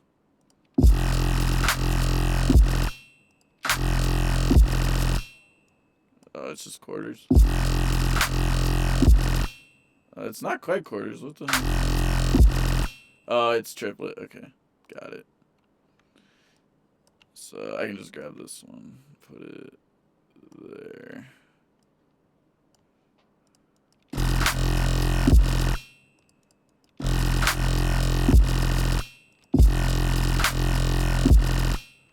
And I don't like that one, so that should.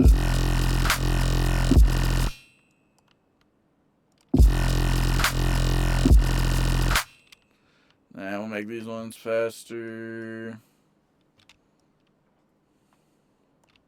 Something like that. Alright, cool. So now I got all that kind of matching. So now I'm going to go to these kicks and just kind of feel out if I want more kicks or not. So like, we'll try that. So it's not quite in time because maybe the triplet shit. Maybe down here.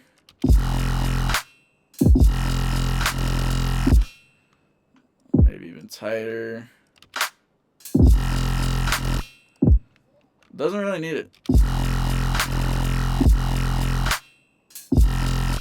Let's try like something there. I don't hate that. So like we can go try this.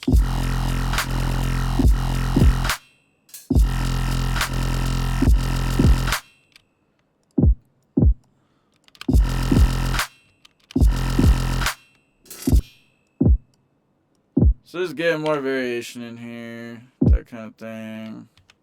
Make sure they work down here.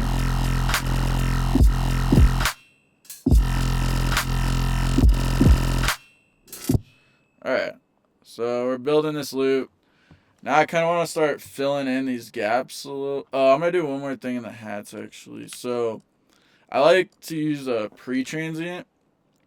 I use a very similar sound in every song. It's like part of my sound, I would say, is I use this distinct motive hat. And I go like -4. So it sounds like this. So it's not even a hat, it's a fucking shaker, but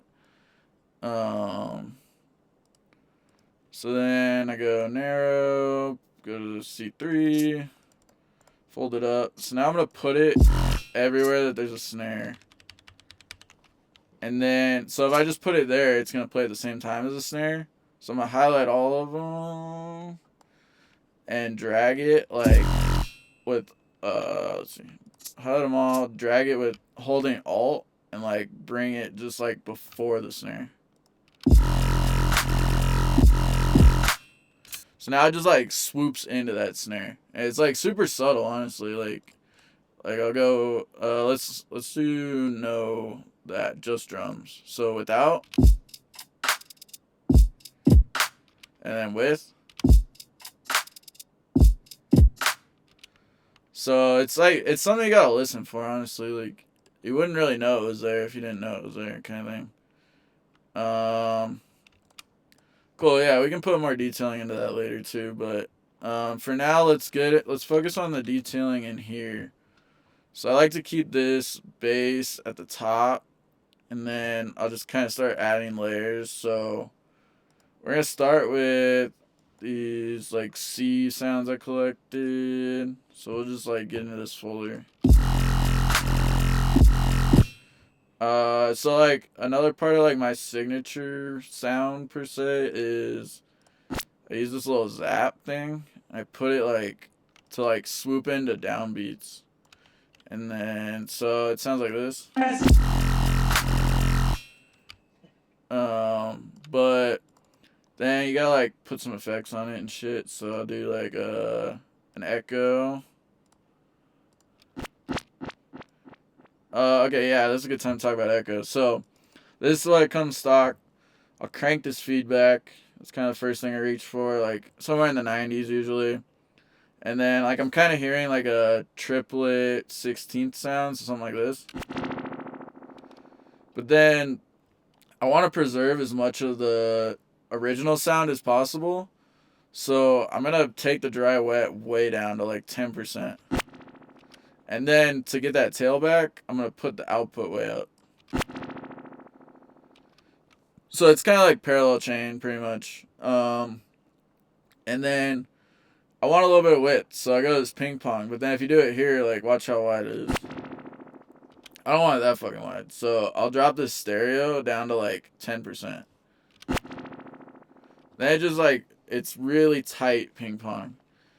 So yeah, that's kind of what I do with that. And then This is another scenario where I'll use impulse responses.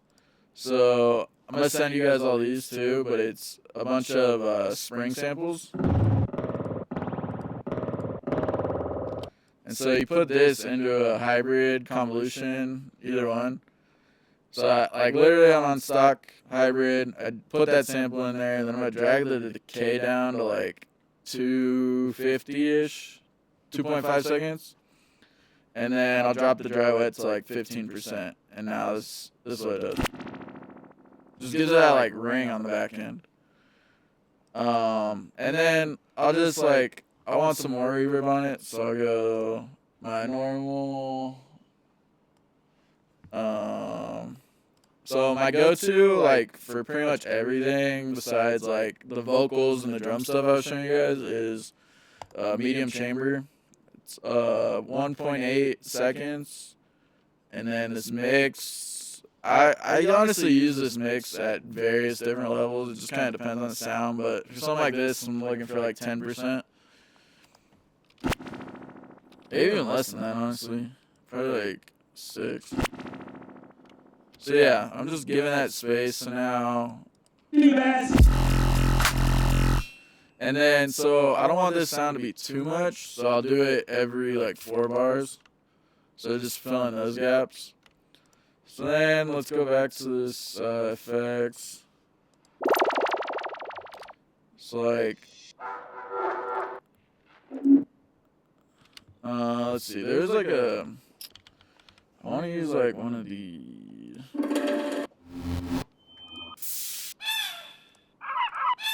Yeah, something like this. Like, let's find somewhere cool to put this. So I'm gonna turn the warping off. It wasn't really warped, but it just. If I don't need the warping, I don't need it on.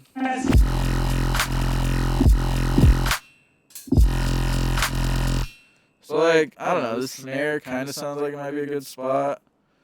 And then I'm just gonna, like, in the name of efficiency, you know, I'll just go to this sound, grab all these effects I just made, put it on here, and then adjust it as I need. So like, I kind of want like a different kind of rhythm with this. So let's go 8th note dotted and give that a shot.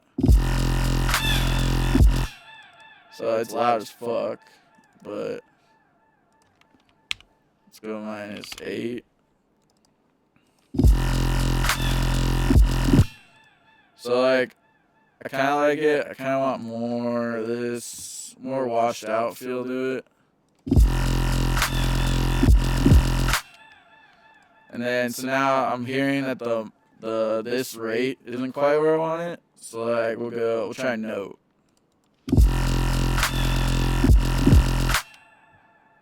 And then it's still kind of loud, but I kind of want the tail louder, so I'll crank that, and then utility, turn it down a bit.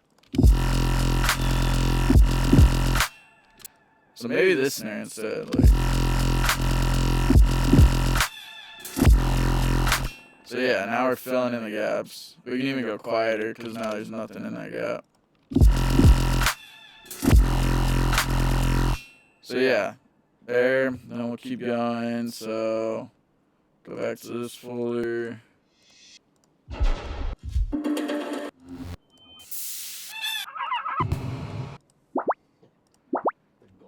This little laser. So now I'm going to try this laser in the same spot that the C goes in on the other one. Then I like, you know, it's close, but I think I want this a little different. Oh, this is a good opportunity to show you guys. Okay, so we're going to go here, and you literally just type into Google delay calculator. Right, your first one that pops up. And it's this website, and you type in your BPM, so we're at 140. And then it'll tell you what all these values are. So I'm at 16th note.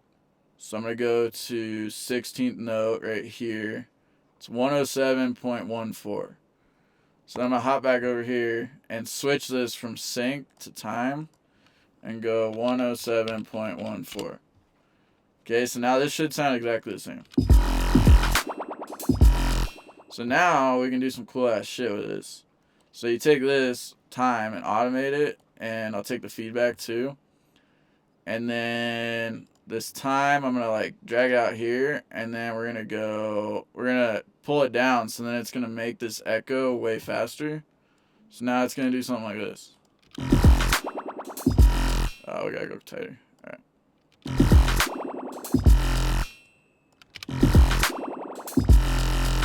So now it just makes it like zoom up. We can even go a little tighter on this curve. Yeah, something like that. We can go this way, and then tighter. So yeah, I do that a lot. It's really good with vocals too.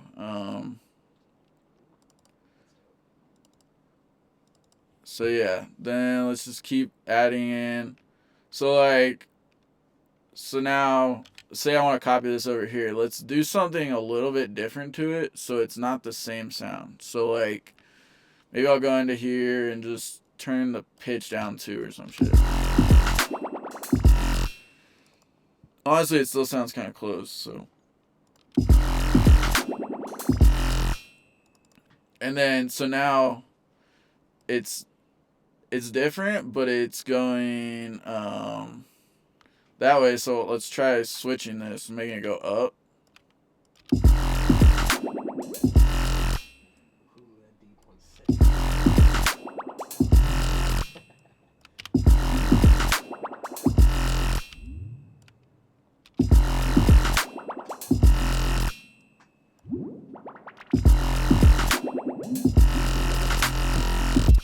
So like you can get some crazy shit with this. And then let me show you so I'm gonna solo this and we're gonna get into dangerous terrain, but I'm gonna try to catch it.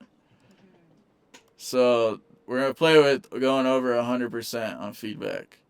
So I'm gonna push this up. Alright. I'll go longer. So I'm gonna emphasize it a little bit. So yeah, you start getting like crazy ass sounds out of it, and then the more automation. So now like we're way down here, I'm gonna make it go up in the middle of that.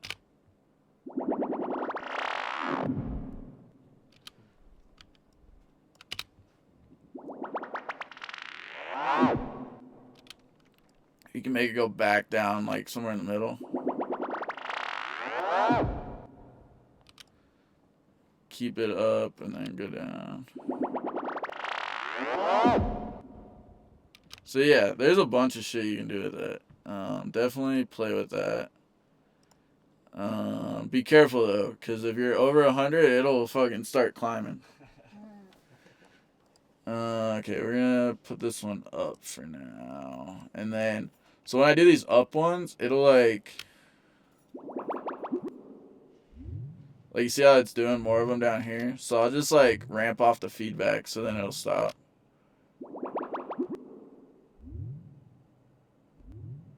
Oh, it should stop. I don't know what the hell's going on there. I mean, I guess we can just do that. Like, there's a bunch of ways to do it, but I guess it probably just like preloads that one.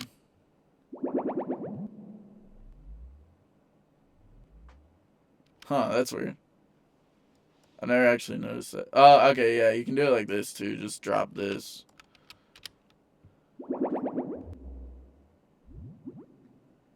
That's weird. Why the fuck? Alright. Well, learn something new every day. You just volume automate. Yeah, exactly. You can definitely, there's definitely ways to do it. I usually do it like this, but I obviously haven't noticed it doing that shit. So yeah. We'll just use this utility and put a cut right here. Boom, done. Alright, so now we got some variation going on, and then we'll get these other seagulls, because Roger likes them. Yeah, there we go. So then, like, we'll grab... Shit reminds me of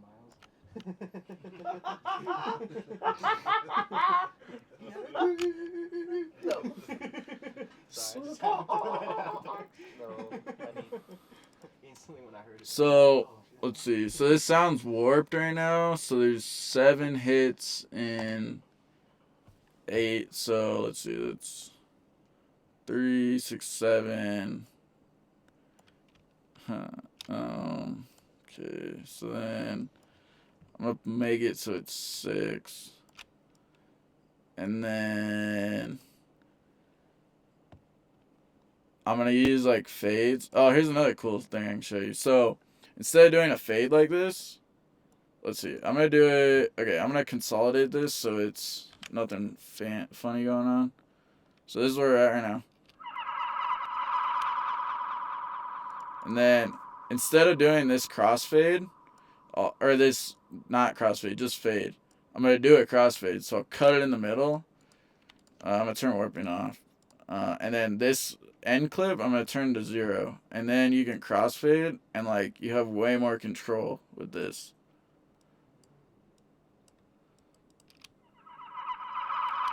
So then I'm just gonna like make it ease up like that, and then fall off at the snare hit.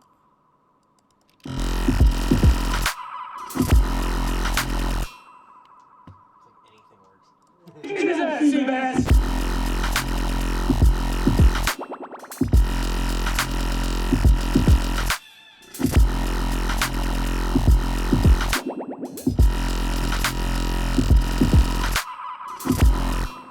So like right now we've been kind of filling in the easy gaps, like those snares. I have that blank space. So now let's try to fill in some of the like harder ones that are gonna keep like this beat moving, like in the middle. So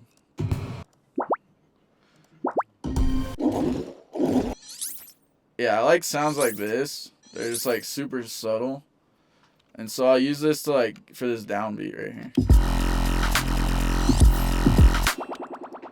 And then like just turn it down like 8, and then we'll put, I already got my reverb going, so I'll just bring this over here. I don't really need the echo on this sound.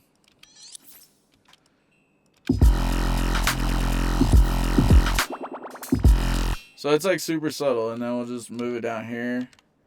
I don't mind it being copied because it's not enough to,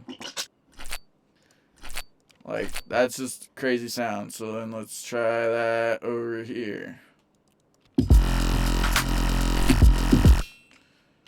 Like, we'll just make it hit right there. Same thing, grab this reverb, turn it down like 12.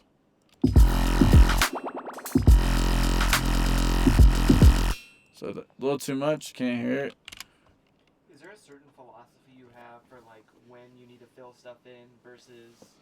It's more so like I'm crazy as fuck, and I just like think I need to do more than I actually need to do.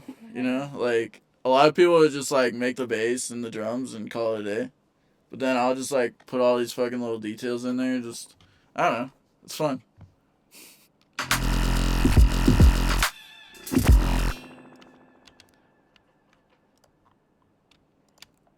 So yeah, now we got a bunch of effects going, and then there's probably some riser type things in here. I'm not a big riser guy, honestly.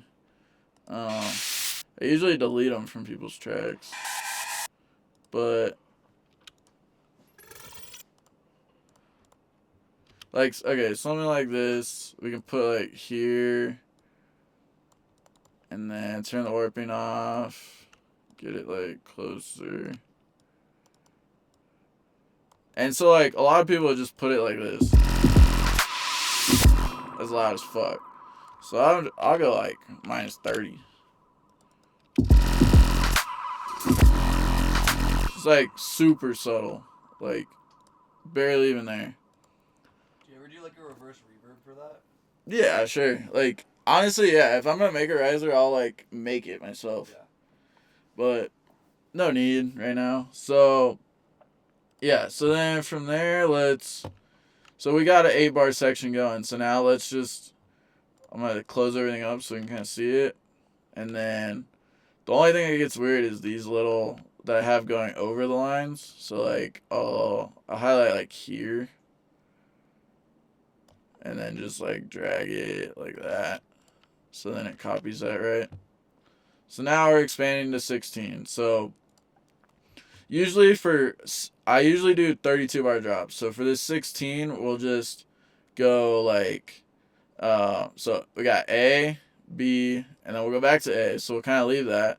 And then C is where we're going to start doing shit. So we'll start, like, probably start with the Phaseplant.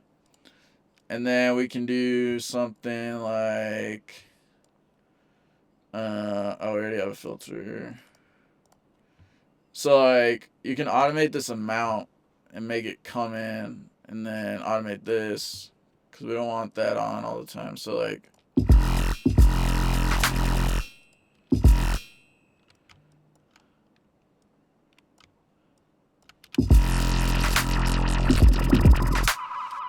so then I need this rate to match this rate, which is kind of going to be a bitch.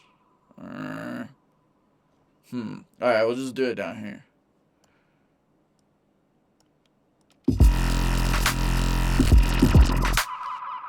So then this is like a really fast rate, so it's like that probably. Maybe just 6.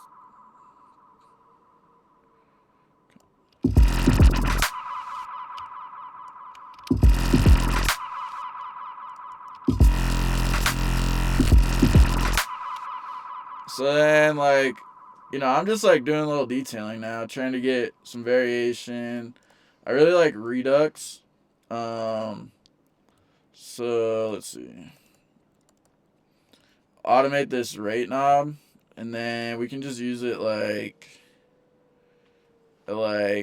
this kind of point right here. We'll just make it drop and then come back.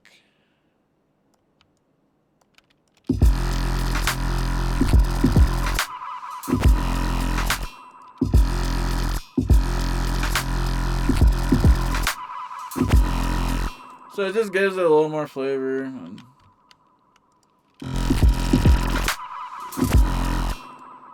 So yeah, I'm not gonna go too crazy just so we can keep moving. So yeah, so like we'll just call this our 16, right? And then so now we're gonna move over to this gap. Oh, did I get that right? Yeah, okay. So then I'll just keep adding markers every 8 bars. So now we're kind of making the B section of our drop. With that, we probably need a new vocal to go into that. So I'm going to drag this over here. And then I like to do Control, Shift, Alt. And you can just kind of drag this and just find something. I crossed my mind. And so, like, maybe we mute this here. I crossed my mind. So, like, you know, we probably don't need that whole, we probably only need a vocal here. So then I'll just kind of focus more on this. There we go. Easy.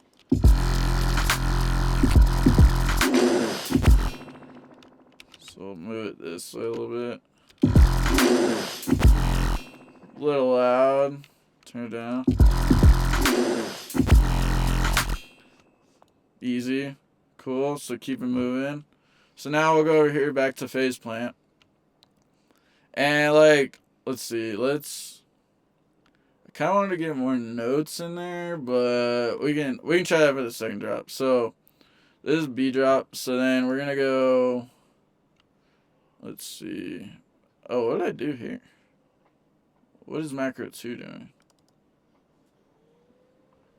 I think I broke something, because I don't think that's supposed to be like that. I think it's supposed to be like that. Alright, there we go. I think this one too.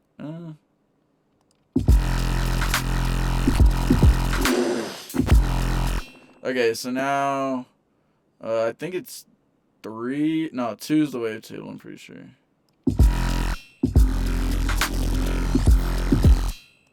Okay, so get rid of these dots.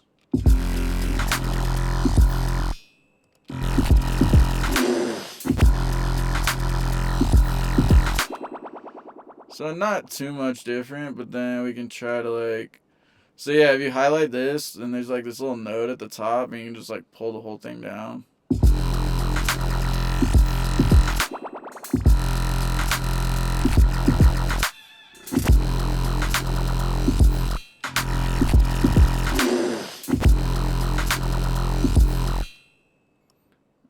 just keep, like, I don't know, playing until you find something.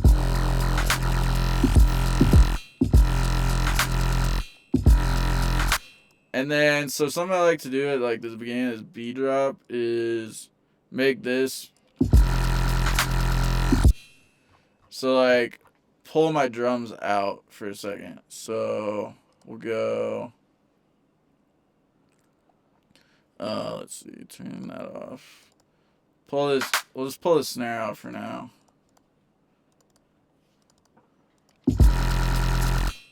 And then we'll pull all this out. And this.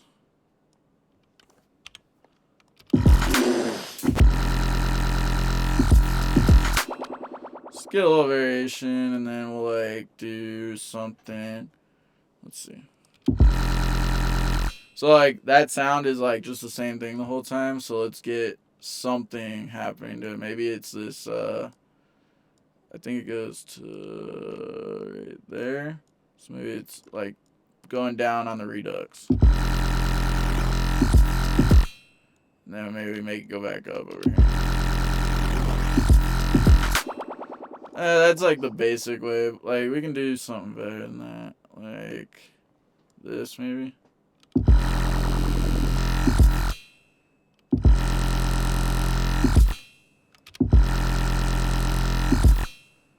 Maybe even the wavetable.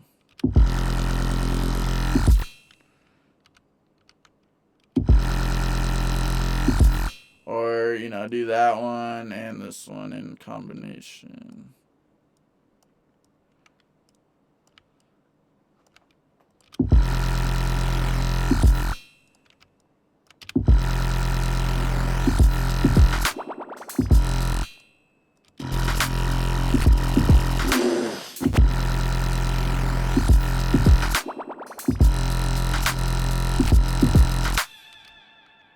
And then, so now let's start to play with this modulation a little bit. So,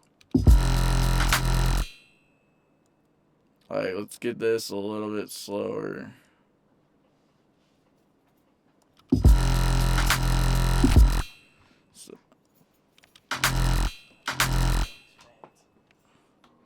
So then, now that I switch this, I gotta switch this.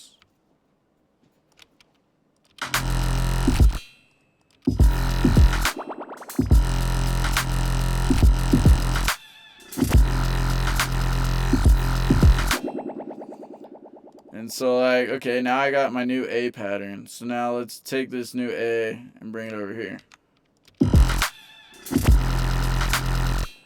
And then, so now I'm in the B section. So let's change this to be quarter notes.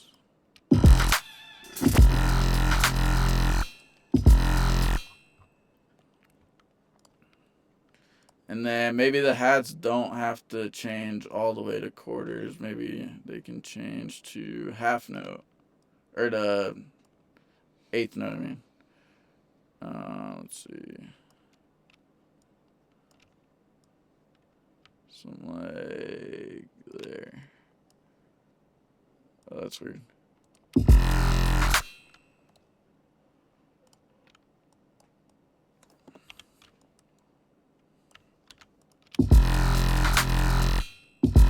Nah, it sounds better with just the quarter.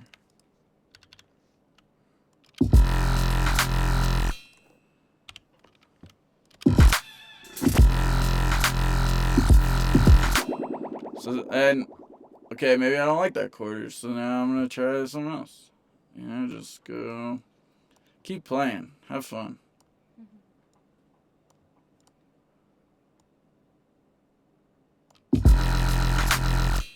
It's a little more than I want.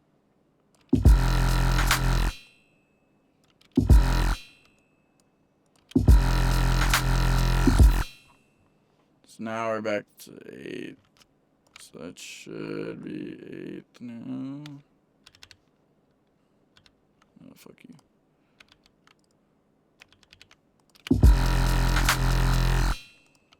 It's like these drums are swung a little bit. There we go.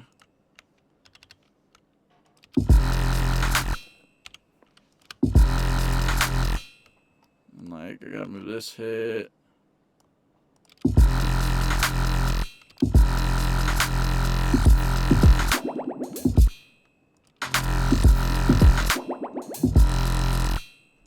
Okay, so that's like, we'll call that our new B. So now we have A, B. So we need to copy that over. Copy this over. We'll copy this guy. So now it's A, and then this is C, so now.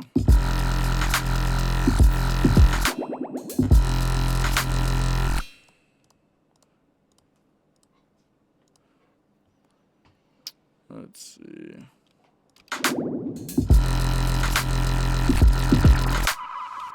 So then, like, here, maybe pull out the drums again. Ditch all that. Ooh, I just realized we didn't do this. So, this side chain, we didn't add these other kicks to the side chain. So I'm going to copy all this MIDI up. I'm going to make it one clip just because it's easier to work with.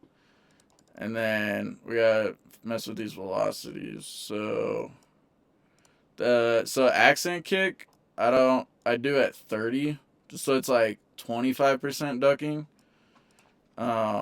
Just kind of ride the line of like making it stand out versus like not like having it buried, that kind of thing.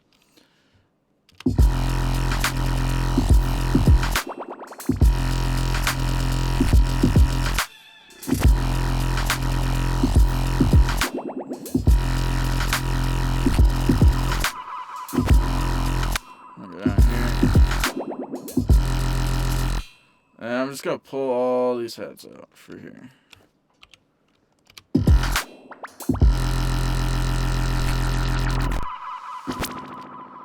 Okay, so now we got a first drop. And it's 9:24. So I'm going to show you a couple more things and then we'll chill out. I was going to do a second drop, but we don't need to. Let's do another vocal down here.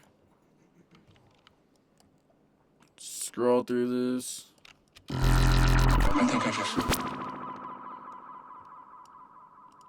think I just. Yeah.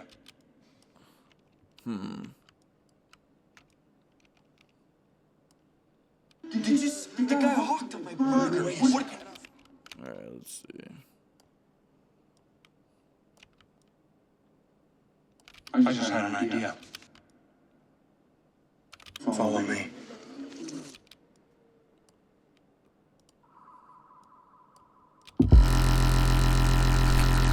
Follow me. Alright, so now let's talk about a little bit about how I do this like kind of outro-y section real quick and keep it short and sweet. So I'm gonna take this accent kick, copy it over. I like sub drops a lot. That's again, I would say that's part of like my sound. And we're gonna do so. Oh yeah, we can get in my sub now. That's a good thing. All right, so I have a Moog Sub 37 synthesizer, and I recorded all the sine waves from it. So, and then I built this rack. So let's see, it's gonna be in here. So it has all these samples, and these are all the sine waves, and then I went through and took all the time to volume match all these, so it's like consistent. So it's like, and then they all have these like infinite loops on them, so pretty much these sounds you can like, it'll just keep playing forever if I hold it.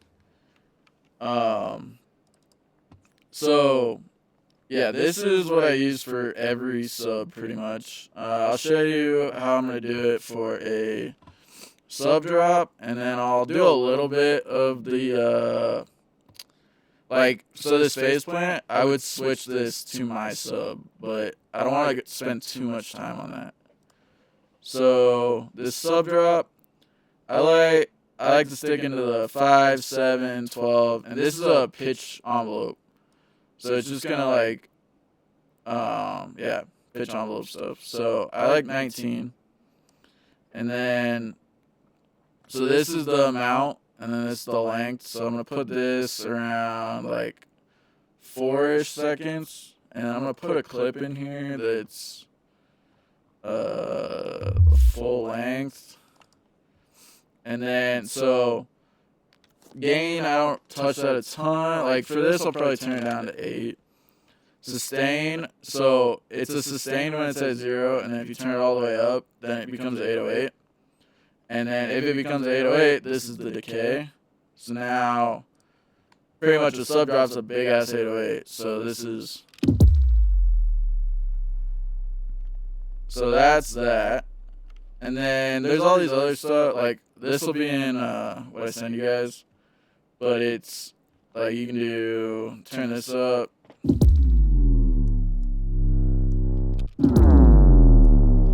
So there's a lot of like distortion capabilities in here. You can make some pretty thumping 808s if you want. But 99% of the time I'm using it for just a clean sub. So I'll kind of show you that over here. So we'll add another one. And we're going to copy the MIDI from the sub, or from the Phaseplant, but for some reason I put mine in the 1 octave instead of the 0. So you just have to like bump it up an octave. So now this is just clean sub note. And then the pops you're hearing, that's the sidechain. So now I'm going to take, this is where it kind of gets tricky, especially how we're doing shit, but we're going to grab an auto pan on here and phase all the way down, switch it to rate, and it's offset up to like 230. Amount, I like to generally be around 60%. And now I'm pretty much just going to automate this rate to match what's going on up here. Actually, I have a good way to show you guys now I think about it. So, I'm going to take this Phaseplant channel, and I'm going to make an audio channel under it and route it to that Phaseplant, and then turn record on. And then we're going to record this in audio so we can see the modulation. Oh, I'm soloed. Okay, here we go. I need to turn that off though. It's gonna double.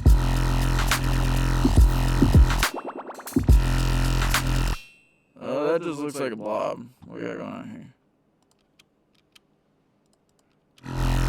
Oh, it's there. You just can't see. Oh, I can see it. It's hard to see, but these little black. Yeah. Jesus. Alright. Yeah, it's not very easy to see. Well, that sucks. Because that's a cool thing to be able to show you guys, but... Alright, so, yeah. I guess I'm just going to do it off of ear. Because I kind of have an idea of what it is. So, like, this is 6 note. So, we'll go 6 note. Oh, and then, so... Real quick, while I'm doing this, on this Phaseplant, I'm going to put a soothe and sidechain it to, so this is on the Phaseplant, I'm going to sidechain it to the sub, and then, in here, let's see, so sidechain on, and then this node I'm going to turn off and pull these over to the sub area. So now this is going to pull the sub out of the Phaseplant whenever the other sub's playing. So now I turn this on. So that's how I layer them so that it's clean. Okay, so what we got here? I think that's 4. So that'd be 16th note. And this goes to a quarter. And then we go back to the 6th note. Okay, so, oh. There. Okay, so then that's a good starting.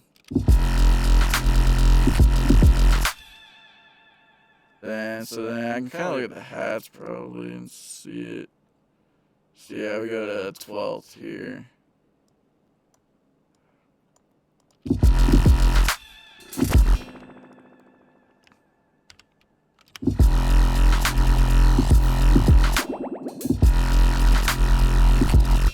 So then we'd get different here. So then we go, let's see, 65. That's going to be the 16th.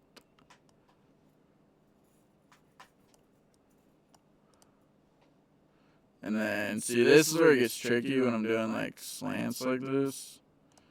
But it's going to be something like, so like I know 22 is 6th. So it's going to slide from 6 to, like, quarter to 30. That should be 8th. Something like this.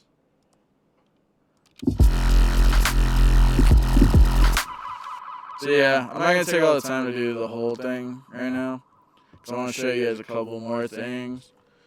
So, let's talk a little bit about this intro real quick. So, I'm going to add a bunch of audio tracks, and we're going to try to, like, build an environment over here. So, we'll do 4 for now, and I'm going to put them in a group.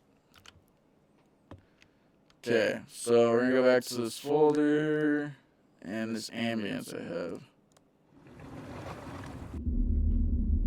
I like that one a lot. Lit seagulls, great. Some water, perfect.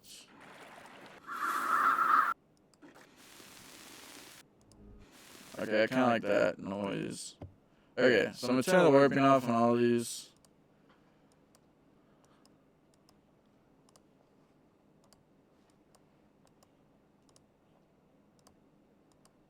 And then this is where the little overhang I was talking about comes in. So we'll put these at like 7. That'll be kind of my ease in. This one, okay, so then I'm going to cut that little edge off so that, because now I'm going to do a lot of crossfading to make this longer. So I'm going to just keep duplicating it, crossfade, duplicate, crossfade, all the way out. So then this is the end. So yeah, that should be enough for now. And same thing here. We'll go like there, duplicate, crossfades, duplicate, crossfades. We don't need that. And then this one's long enough, so whatever. And then this one, duplicate, crossfade.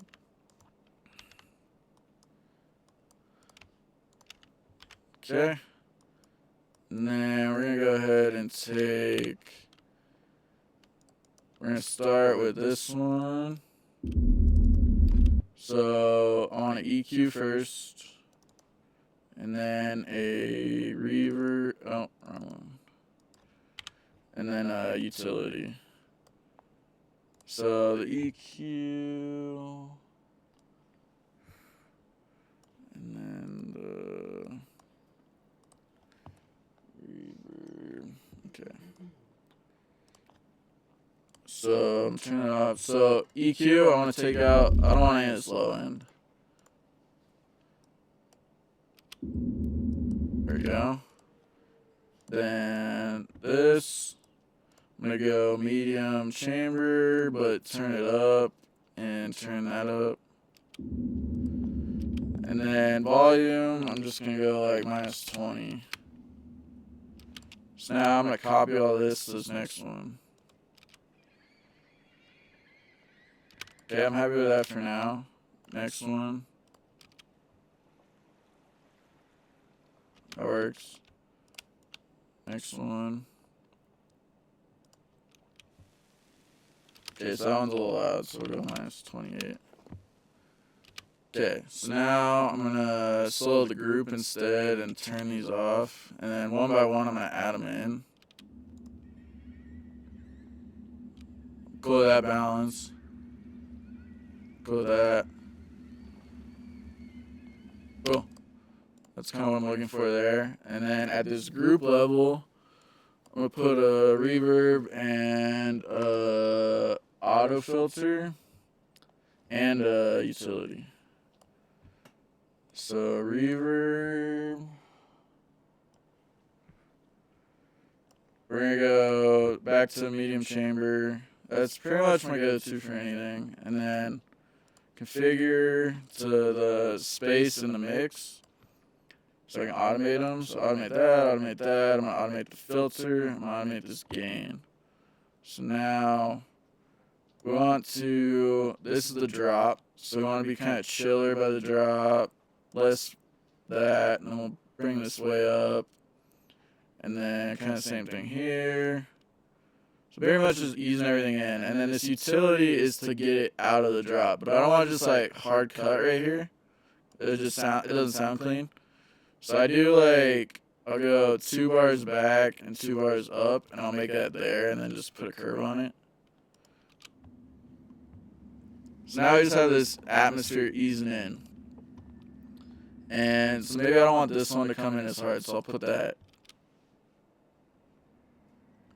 And like we can do a little bit more filtering here just to, because we're in this dead section. So I just want to ease it in. And then, so that's going to be like my ambience group.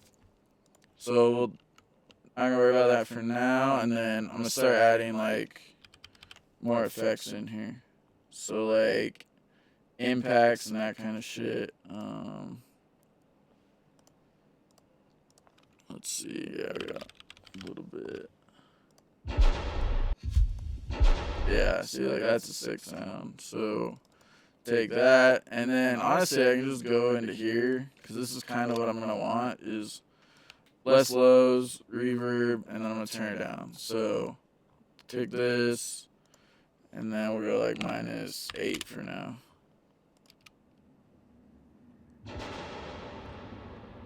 And then we'll bring our this sub drop we made over here. And so like I don't want it that hot in the intro, so I'll automate this gain and go like put that dot there, make this one like I don't know, -12. We'll go 13.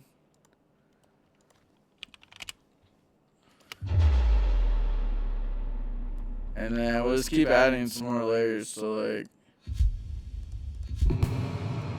so I like this one that has like the little beginning on it, because I can use that. I'm gonna turn off warping too, but I'm gonna like line that up. So then that helps bring in this beginning dead space. And then I'll copy all this shit over there.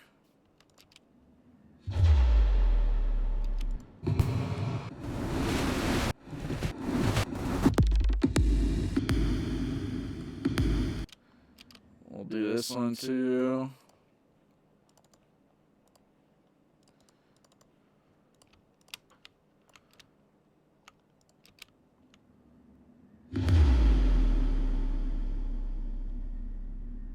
And then like I'll go start looking at some of this shit. So like all these, I'll even like drag them over here and just start seeing what fits where. So like this laser sound I don't want to use yet because I want to save that for the drop, but then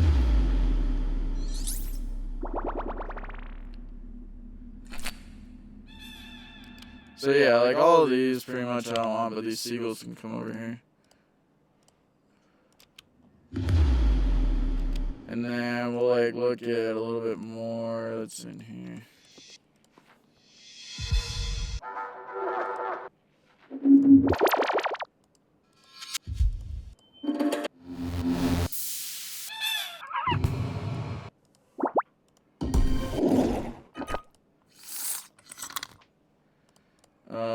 Let's go.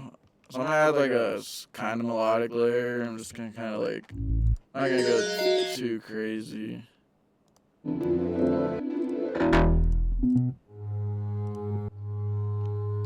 So we're in F if I can find something. I mean this one. Yeah, so we'll just go to this guy.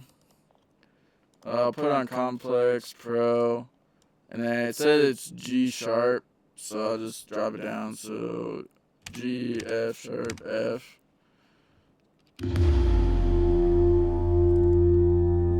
And it's like way too in our face, so then we'll grab some of this shit and like a filter, automate, we'll go here, grab these.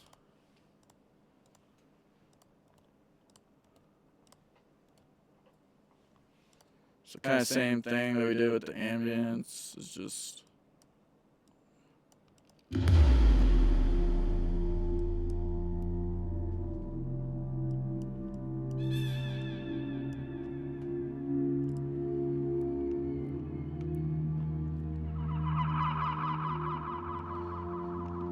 now we're at the point where like that's cool and all, but like how does it tie into this drop?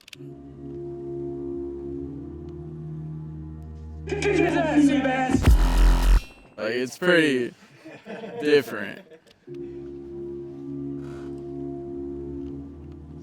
got about 15. Yeah, I'm close to where I'm gonna wrap it.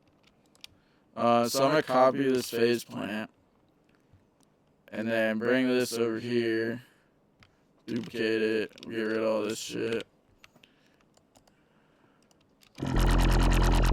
Oh, messed something up.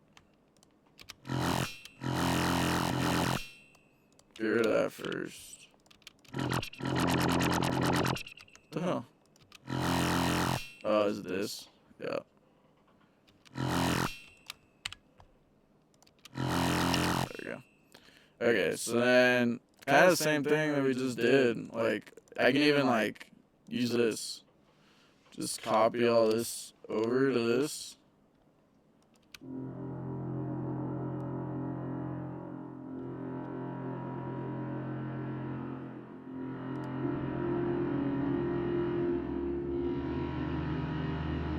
So then this like filter curves a little too much maybe, so then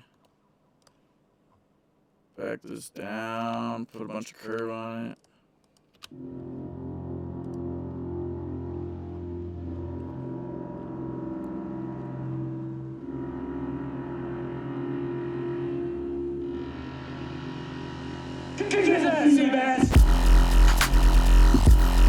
That's like starting to tie it together. I'd probably go a few more steps, like bring this riser thing that we have.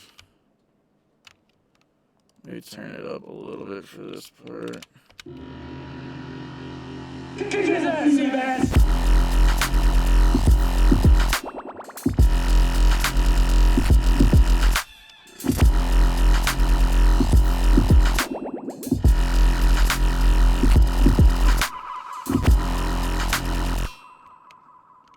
So yeah, we're getting there. It's all about just fleshing it out, going through the motions. I'll look at some break stuff real quick. So like I use that break a lot. I use this one a lot. Then I have a bunch of crazy shit too, like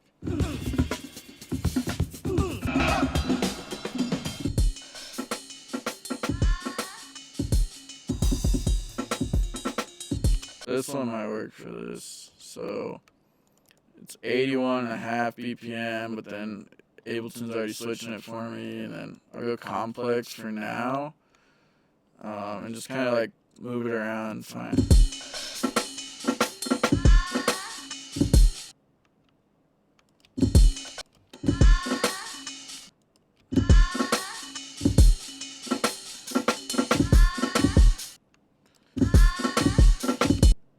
So like that's good-ish for a break.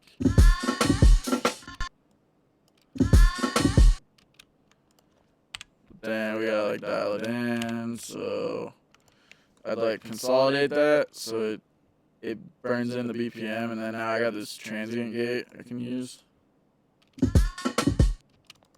And then we'll use EQ just to get the lows out of it.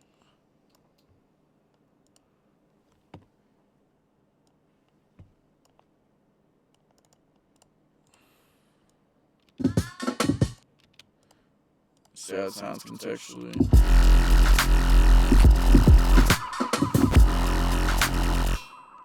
And then, so like maybe I'll like, I don't know, like it kind of sounds like it needs like another hit or something.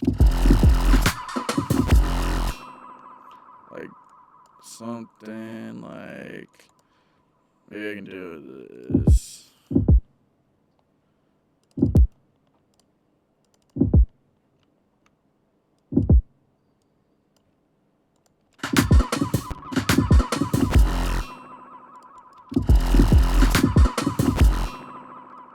Even faster.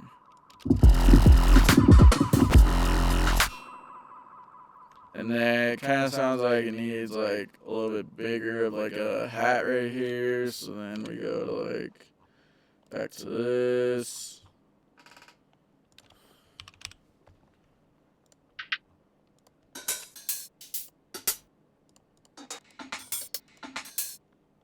Yeah, there's like a crash or some shit in here. So like that long, obviously it's probably not gonna sound great, but then if I tighten it up.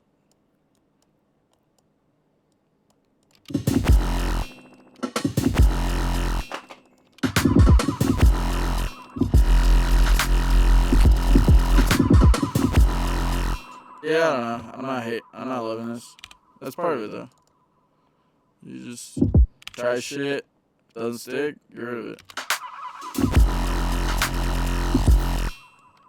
This will work. So we'll just bring that down.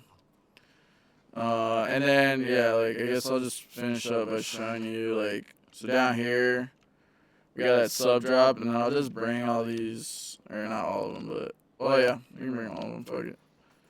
And then we'll just get some like fades going here. Follow me. So then this like ambience is like muted right now, so then we'll just do the same thing, like ease it back over.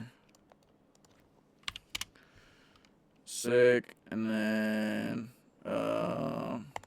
go down with it. Ease it out, and then ease up the reverb.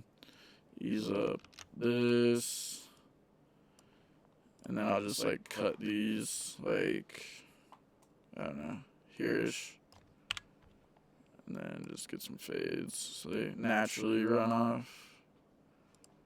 And then, so like this one that's got all the crossfades, I'll just do like infinity on that one, then we'll go like -20 on that one, and then -12 on that one. Just like ease it out.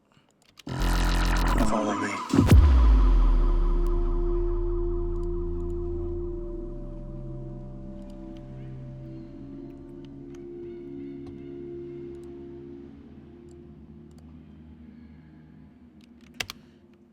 I mean, you should have definitely saved this. I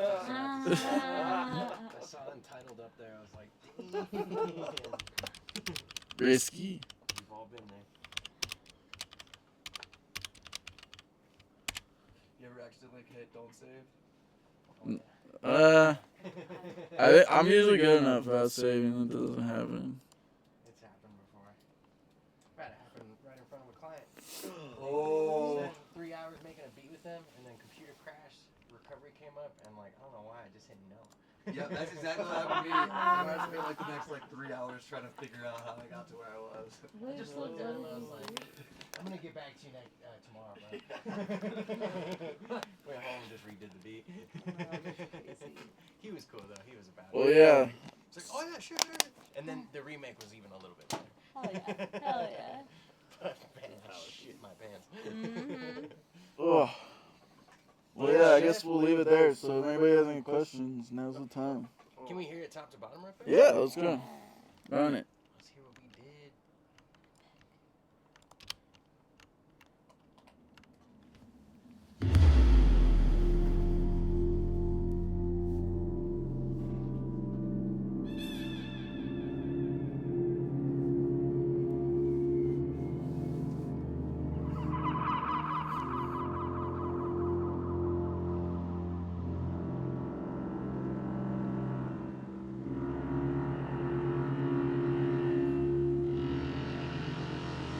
Kick his ass, Seabass!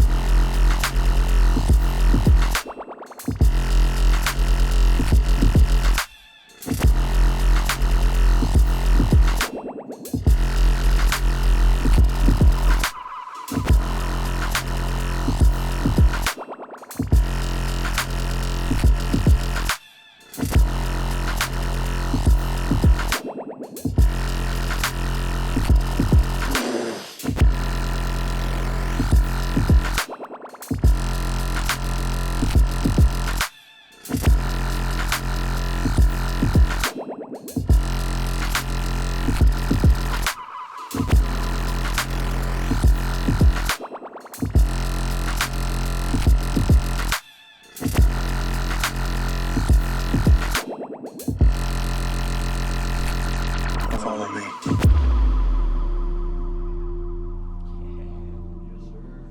So yeah, I mean, I like, obviously there's a lot more shit I want to do, but I also want to go to bed soon.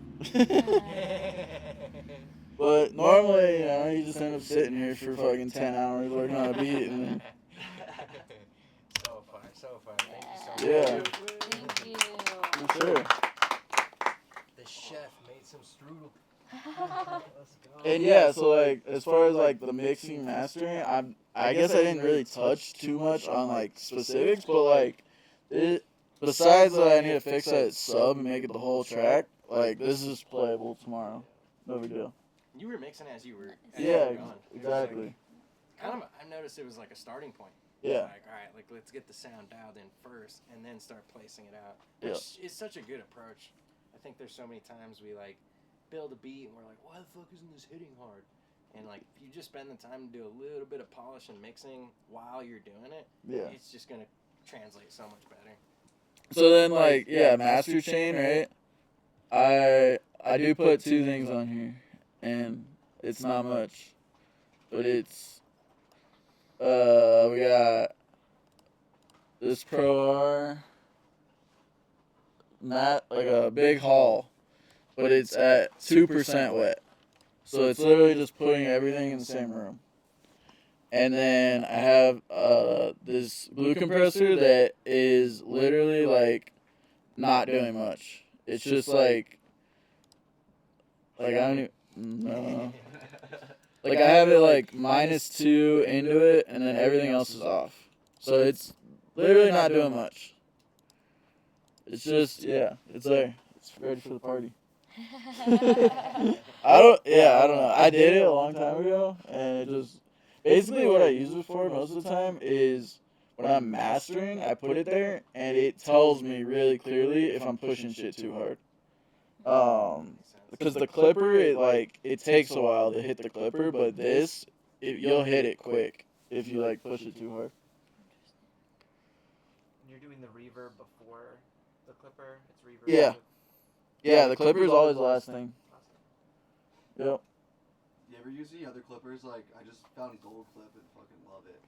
I mean, honestly, I don't need to, you know, like, G-Clip, yeah, I like the interface, and, like, you can, so, like, I know, like, some Macs, I think, can't download G-Clip, so, like, you can use Saturator, Digital Clip, I'll put Digital Clip in that, and it's pretty damn close to the same thing. Yeah, you just can't see it. That's the only difference, really. That's the only thing that I don't like about G-Clip personally is I just can't see how many dBs I'm clipping. Well, that's the thing, is I'm not, like, you know what I mean? I don't care about any of that. I'm literally just cutting off the peaks so it doesn't, like, because watch, if I turn these off, let's see. We're in the red. So literally all it's doing is making it not go in the red. Because why that matters is because when you export it, if it's above 0, it'll export and then it'll get sloshed down to whatever the top of the highest peak is. So it won't be as loud.